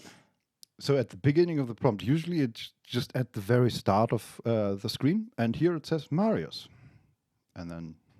Oh, but just the colon. Mhm. Yeah. This is how. So this is a normal way of interacting with this. I just like to disable this stuff, right? So it, like the screen reader doesn't constantly read the name for me, right? Yeah, that makes But sense. if the screen reader is off, it doesn't matter. So this is like a more normal user interaction now. Okay. So, Butterscotch says, Yo, Marius, check this out. I got this new game called Dungeons and Dragons. Let's try this out. And she ruffled through manual. Okay, it says you need to tell me your race and class. All right. Jeez, this is stressful. Takes a bong hit. Anyway, I'm your dungeon master. Are you an elf or something? Yes. Let's see. Let's see how she deals with you being Vincent all of a sudden. What is the highest class? The highest race? Well, obviously, I am No. No halflings. high elf. Okay. Yeah. Very clever, Vincent. 10 points to you. And took the class of divination wizard. Actually, we had wizard before, so let's do What's a cool high elf? ranger. Yeah. I'm a elf and took the class of ranger. The thing with this one is, well, I'll say later. Let's see how she performs, and then I'll give you some behind-the-scenes comments. Oh, right on. You're like Legolas with a bow, I dig that. So, you wake up in a dungeon. Laughs. Why do they call it Dungeons and Dragons anyway? I guess you can tell I don't know. I see. I like though. She doesn't fuck around. She gets right to the point, right? Yeah. I guess it's called that because there are dragons in dungeons in the game? Question mark. Anyway, I explore the dungeon. Do I find dragons?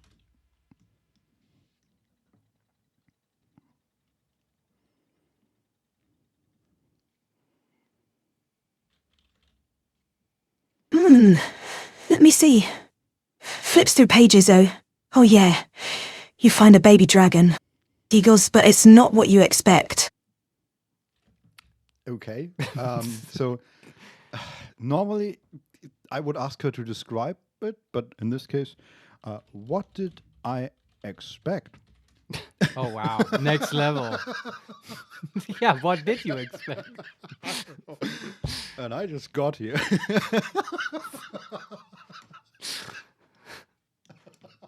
Well, you know how dragons are usually big and scary, right? This one is tiny, like a baby chick, but with scales and wings. Giggle, see, it's so cute, though. Well, I guess you just found a pet. Nice. I pet the dragon. The I mean, you are a ranger. You need an animal companion. That's true. Let's see how well it can fight. Baby dragon.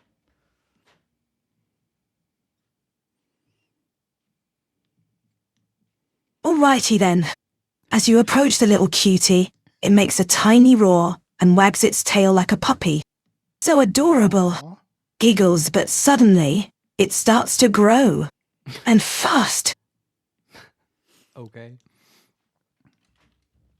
That's a bit dangerous, perhaps. That's adorable. I pet the...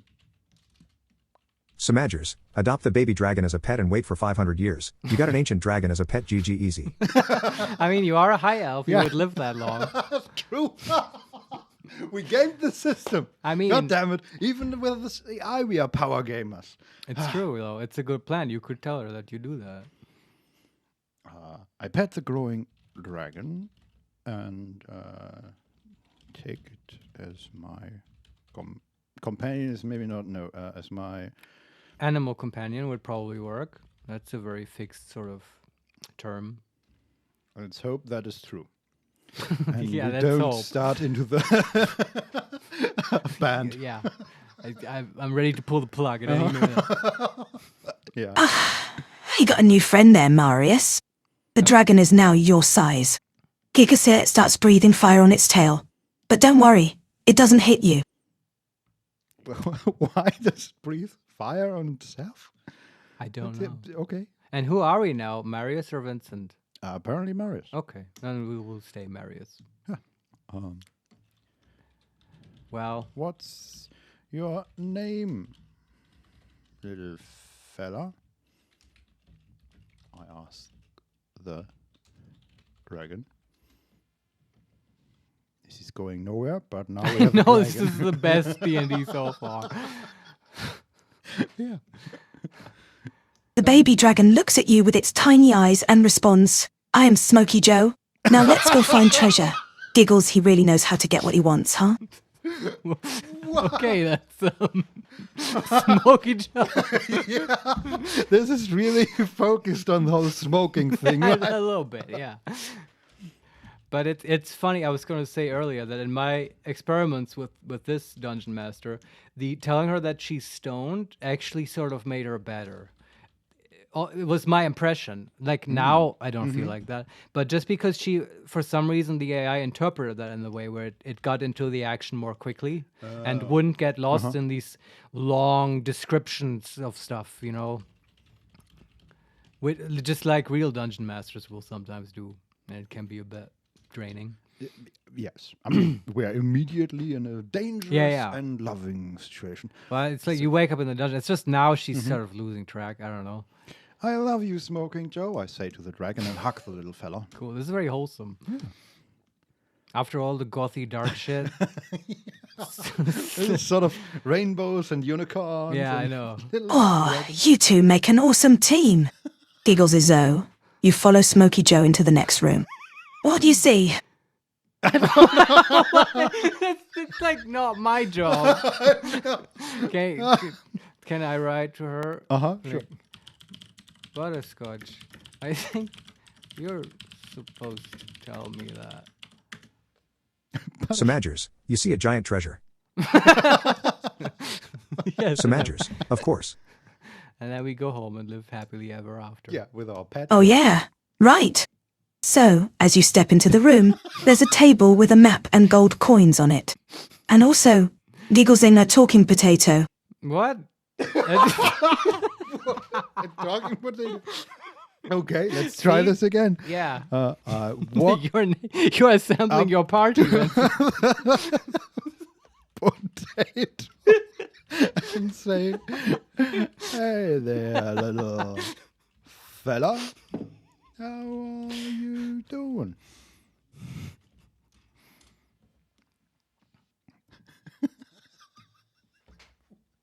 What the hell is this? The talking potato looks at you with its one eye and replies, I'm just a humble spud, sir. What can I do for you? Giggles, you guys become friends instantly.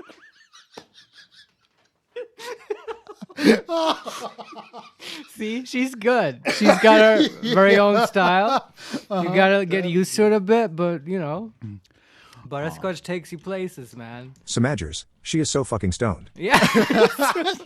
Like, But yeah, I like- that's. Do you see what she did there, though? Potatoes technically have eyes sometimes, right? Right, if they have these blemishes. Yes. So she's a literary genius, our butterscotch. I look from the pet dragon to the pet potato and ask, so guys, what do you think we should... Well, you could ask, honestly, you could ask her, I mean, I don't know whether potato is now female, but you could ask her about the map. If you want, I don't know. I just remembered that there was a map. That's good. Do you know anything about the map?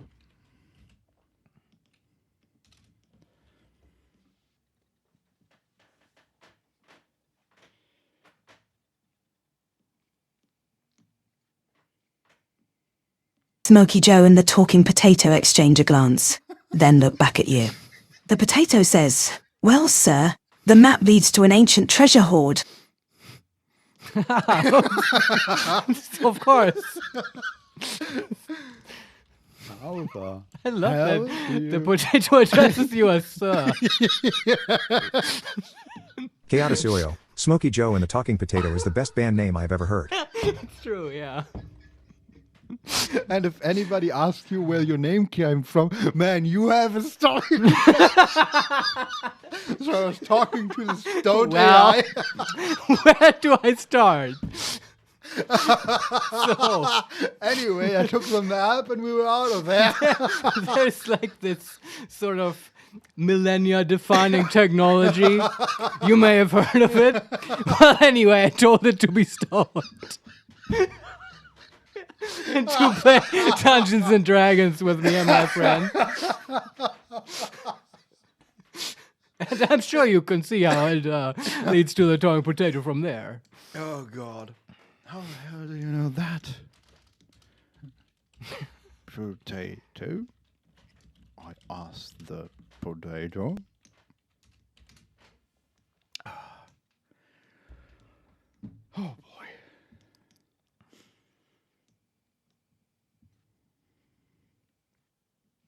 The talking potato replies, "I have my sources, sir." Giggles, it seems mysterious, huh? Anyway, you decide to follow the map with your new friends. Ah, yeah. What's next?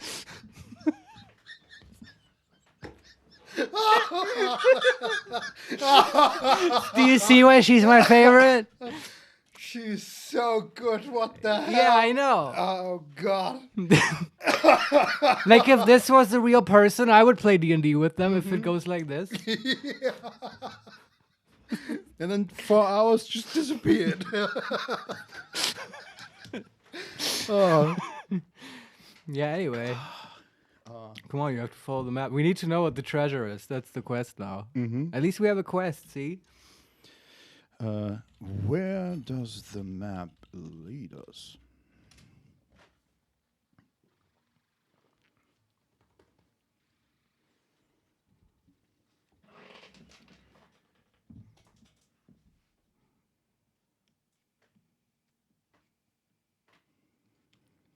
The map leads you down a dark corridor. As you walk, you see a glowing treasure chest at the end. Oh, that was... But as you get closer, you notice Giggles a giant spider guarding it. Oh no! Okay. Well, it has worked so far. Throw the potato at it.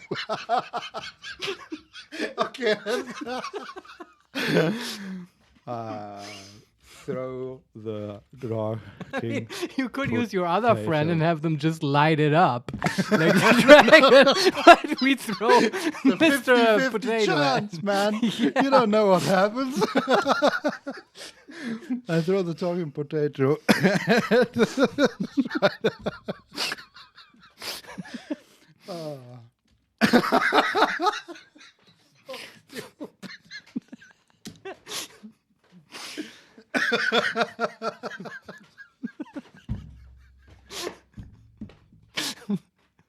This is good, man. The talking potato hits the spider right in the face.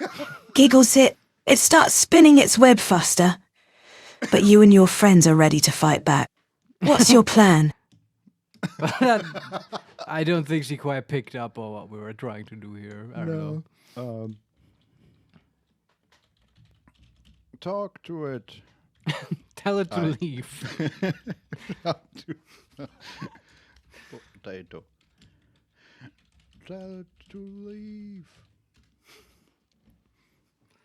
Oh, I wrote should instead of shout. Well, I should to the potato. I don't think she notices.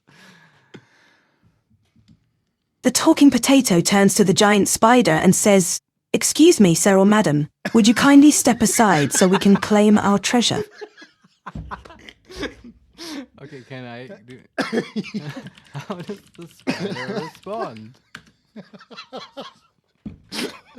This is how we will solve all of our problems.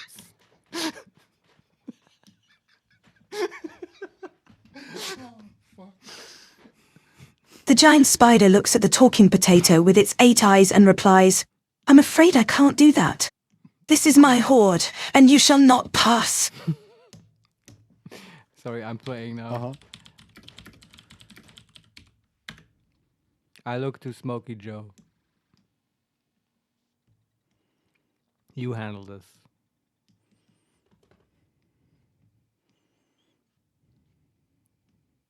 As you look at Smokey Joe, he starts puffing out smoke rings from his nostrils. The talking potato says, "Oh, it looks like our little friend here is getting ready for battle." All right. So what do we do, Vincent? Well, we rescue the potato. The potato from Joe's flames. Ah, so the dragon can breathe on the spider without making fried potatoes. Exactly. Yeah. Yes. I wasn't even thinking of friendly fire. Good catch. I'm not gonna let the potato die. No. You quickly grab the talking potato before Smokey Joe can accidentally set it on fire. Yes. The spider looks amused, but you decide to take a different approach. What do you do now? All right.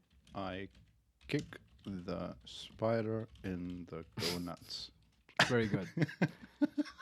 I'm impressed that she understood what I did not, that the potato is in danger, actually.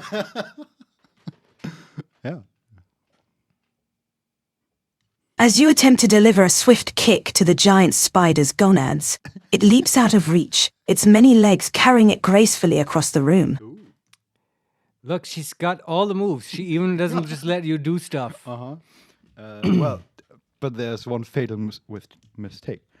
With the spider out of the way, I grab the treasure and run with my friends. Wow, you're tricking the DM. Using their own speech against them. Yeah, if you think I'm not a strategy gamer in this case, no. You quickly gather your friends around the hoard, scooping up the treasure with one hand and taking Smokey Joe's leash in the other. Yes, a leash. Apparently, yeah. I mean, like a dog, right? You would walk. A human-sized, fire-breathing dog. Like can talk as well. Yes. I think That is fully conscious. Is the treasure chest now also part of the party? Can you try talking to it as let well? me ask it. Hey there, little fella. What's your name? I think you have to mention maybe that you mean the treasure chest. Yeah. Hey there, little fella. What's your name? I asked the treasure Yeah, chest. very good.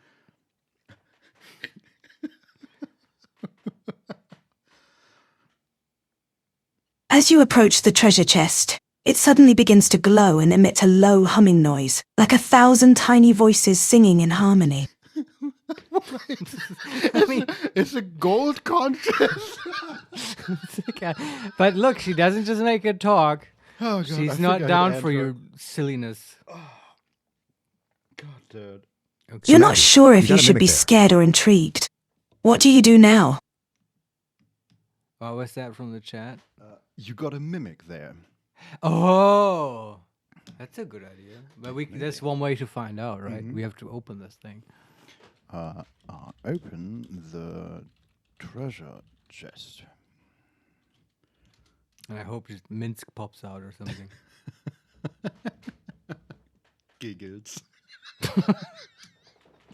Yeah, she keeps emoting too, right, with the stars. That's pretty good, yeah. Yeah. You carefully reach out to touch the lid of the glowing, humming chest, feeling a strange warmth radiate from it.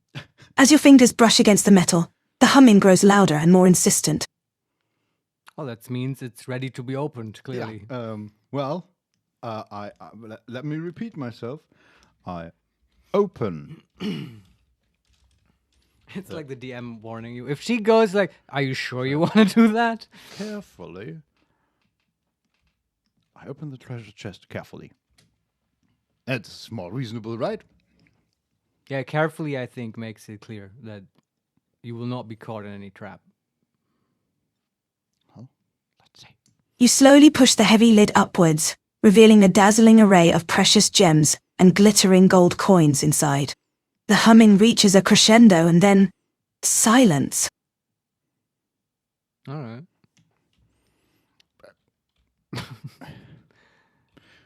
What was up with that? Why, Humming. ask the potato. I asked the potato. Yeah, they seem like the most knowledgeable Yeah, person. they really, they're the brains of this operation. Yes. Oh, hey, Marius. I'm just chatting with my sentient potato about D&D. You want to join? What? Marius, what? You can talk to potatoes now. Okay, now she got confused. Yeah. Like, that didn't she work thought out. we had a second Hold on. potato. That is not no, that's not. There is a trick though. You can do this if you go /retry. It will resend your last thing, and you know we can re-roll her response. Oh no! Sorry for the object has no. Oh, it didn't work. Nope. Oh, okay. Well, now it crashed. Sorry. Turn off DT left parent and attribute error colon. Tick story folder tick object has no attribute tick drop entries until tick. Drop it. Yeah. Left parent As and I two right said, parent. I Marius just interlock post box you lambda. know, like changed a bunch of code, so this is bound to happen. But it's okay. That was sort of winding down anyway. Yeah. Low Smoky Joe and Talking Potato are forever in our hearts. Yeah. And I need a break now. I don't know Yeah, about you, same. but that was a lot of fun. Thanks, Vincent. And, thank you. That was really good. Just to close Find it file out, colon. R/. the thing about Butterscotch, she was written slightly differently. Hold on. Terscotch / 10_MSG. System _MS. You are left brace chat _ AI your friend left brace chat her _ user character your friend left card. brace tags colon comedy comma D&D comma And she's stoner the only comma one who I RPG just horror stories gave, comma like, 420. these tags, right? Oh. And like relatively little instruction. 20. It works. Right? If you compare this to who I think C-X- today Find file was colon. sort Tilde of slash frog slash the AI slash star, go /. I like the Karlak one. Latch /. Uh, 10_MSG. if you look at this System one, _MS. You are left brace chat _ AI it's right way brace comma more a fierce stuff. barbarian warrior woman dot. For 10 you are the dungeon master comma or DM campaign is set in the medieval fantasy setting. You will tell a coherent story together with you will be detailed and specific in your description. Left brace facts right brace and also, and then here it inserts like Find file. facts, TS. and that looks like Facts this. top fun scenario colon left brace chat _ user right brace is set Way DM more tick S no stuff. colon additional information and the Which fucker. she, to be fair, she incorporated that, right? The glitter gold stuff and so on. Yeah, definitely. That worked, but I mean, Don maybe. Solarione, do you have a Volo narrator? Oh, that's a good idea. Oh. I do not. Tune back in next week. It's actually a great idea. Yes. Do you or does Chad, do you have any other ideas for like cool Baldur's Gate characters? Because there's also like, they have a lot of like NPCs as well, and I just can't like think of all of them. And who would make a cool dungeon master? And Volo is like, I don't know why I didn't think of that. Yeah, that's the obvious choice, right? Yeah, apparently it wasn't obvious to me. I don't know. I wonder if any of the 3 villains would be a good DM. So we have Catherick, Gortash, and what's her name? The Slayer. I forget her name. God damn it. Orem. Yeah, that's right. Yeah, I don't know. Catherick sort of has vibes of a dungeon master, right? Keata Jair and narrator when? Jahira and narrator. Oh, the narrator, of course. Although, like, I mean, she's like perfect for that, right? Yeah. But I find it hard to give her like a hilarious personality, right? Which, to be fair, I might not need to do. Right? It doesn't have to be a joke thing, just, right? Be a good DM. The thing with Karlak was I was trying to give her like an overly aggressive personality where she's obsessed with like doing with combat and stuff, but it didn't quite work. I don't know. She didn't quite.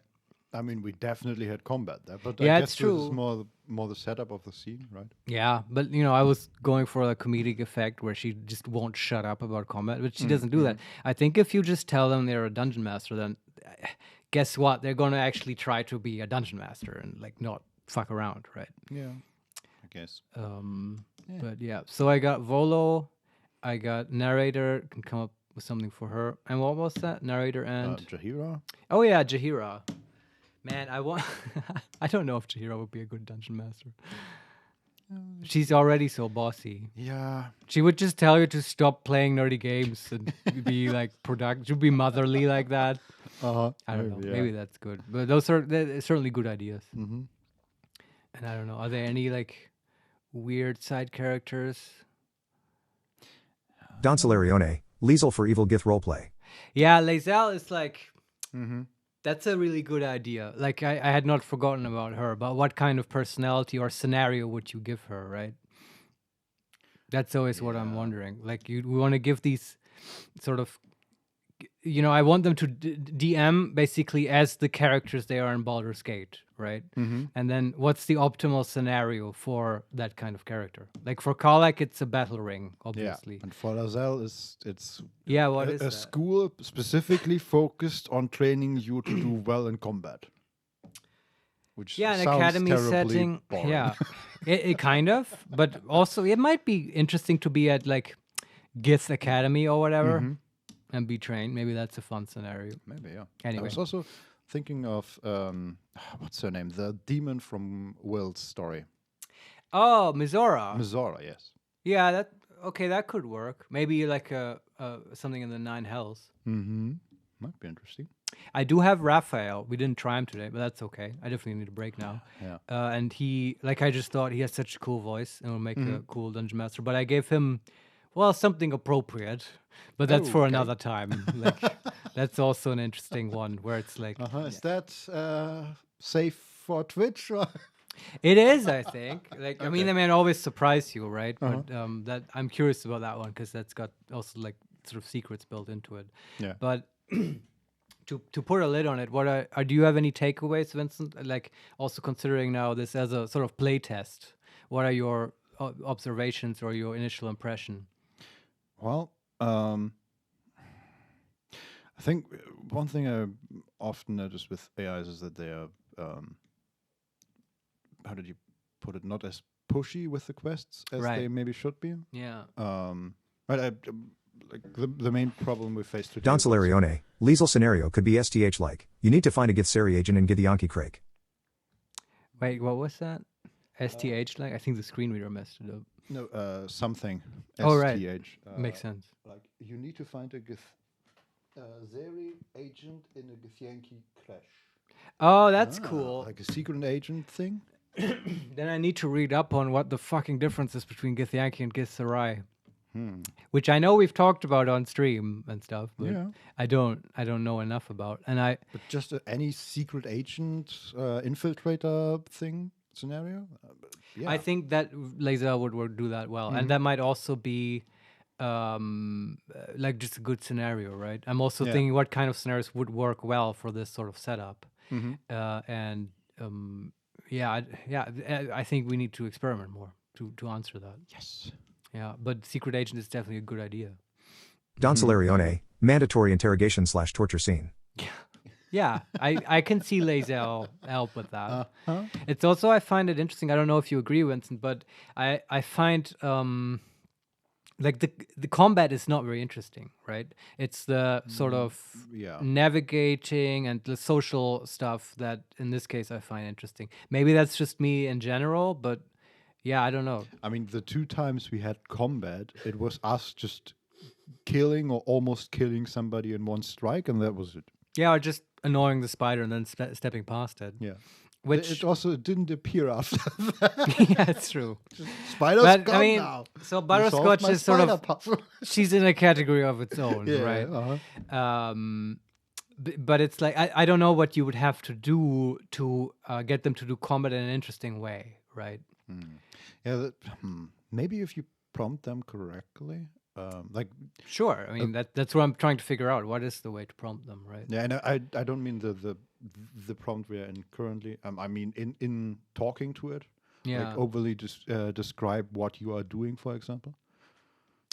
You could do, yeah, sure. You can just like focus more on combat, right? And then they will probably follow. But would that be a satisfying play experience, right? Normally, when you play D&D, right, if combat starts, it's like a different mode, right? Yeah, is there any way that you?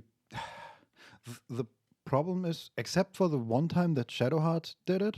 Oh yeah, that- but she just said no, you don't. Yeah, That was they, cool. they do not tell us no, that doesn't happen, or not even if we say, hey, I win this fight. Yeah.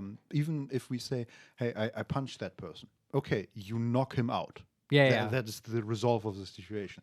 And it never or almost never happens that they say, okay, this happens, but Yes, like introducing complications, Yeah, right? That would be like that's how I would like to DM and like to be DM'd.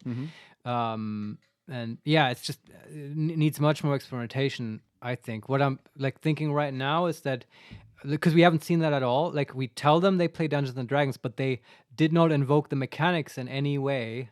And of course, it's sort of if they say, "Okay, I roll a die," and it's an 18 or whatever. Yeah. It's bullshit, right? But it might still help because once like talking about rules is sort of in their context, it might then lead them more towards introducing complications because that's the kind of thing a DM would do when a roll comes up low. maybe. Right, it's just something that one could try out, even though it's sort of pointless to roll with them. Yeah. Or I wonder if you can tell them to take like a keyword to mean, hey, this is a random chance event. Yeah. Yeah. So Yeah, that's stuff like I hit him, I roll a die to attempt to hit him. Stuff Yes. like that, and then you could put in the prompt if the player tries to roll a die, do like a 50-50 chance or something. I don't know if they can actually do that. I mean, sure. Like all of the things you mentioned are like that's the way to go, I think. But it's like I'm still working on this stuff very intensely. I'm very obsessed with this stuff, and I think what would improve this a lot is if you like all of this dialogue we've had is being sort of directed by one AI. If you in the middle of this suddenly switch to another AI, let's say you have one general storyteller and then one specialized AI that just does combat, right? And like at certain points you just hand over the reins to the combat AI that then says, okay, let's roll initiative, right? And then they just do that until combat resolves, and then the other guy takes over again, right? And starts narrating the results. Yeah. Like that might work. And one way that could be done is that you sort of have a smaller model, right, that can process stuff faster and doesn't take so much RAM. You have it running in the background all the time, and it just scans the text and it basically just decides, is this combat time or not? Yeah. Is this roll time or not? Right? That's its one job. And when that model says yes, then you activate like the combat model or whatever, which sounds complicated and stuff, but I think that's how you make this sausage. Like how you would make this sort of work a bit more game-like. Right? Because I feel like you can have a fun conversation, and obviously it was fun. Like I enjoyed it. It's entertaining. But if you want, the thing I want out of Dungeons and Dragons is a satisfying narrative experience combined with a satisfying gameplay experience, right? Those two pillars. And I feel like the game pillar is just not here. It doesn't feel like that at all. Yeah. It's just we do what we tell them to do, Yeah. and that's it. But anyway, I'm very interested in this technology. It's sort of taken me over by storm. Yeah, and I not only you. apparently Many I mean, like you. you hear about it constantly, right? Yeah. Out there. But it's it's very impressive what it can do. You know, and I don't know. I'll keep developing it. If you're interested, I will keep torturing you with my experiments here. You know, you'll be my guinea pig. And we'll see next week maybe. So I don't even know what time it is. Do you want to play some bar skate? Sure. Yeah, we can play a little bit. We have that big fight coming up, right? Right, to fight the Yeah, Terminator the one that thing. supposedly gives endless frustration Yeah. and gives people PTSD. Yeah, let's see if we can.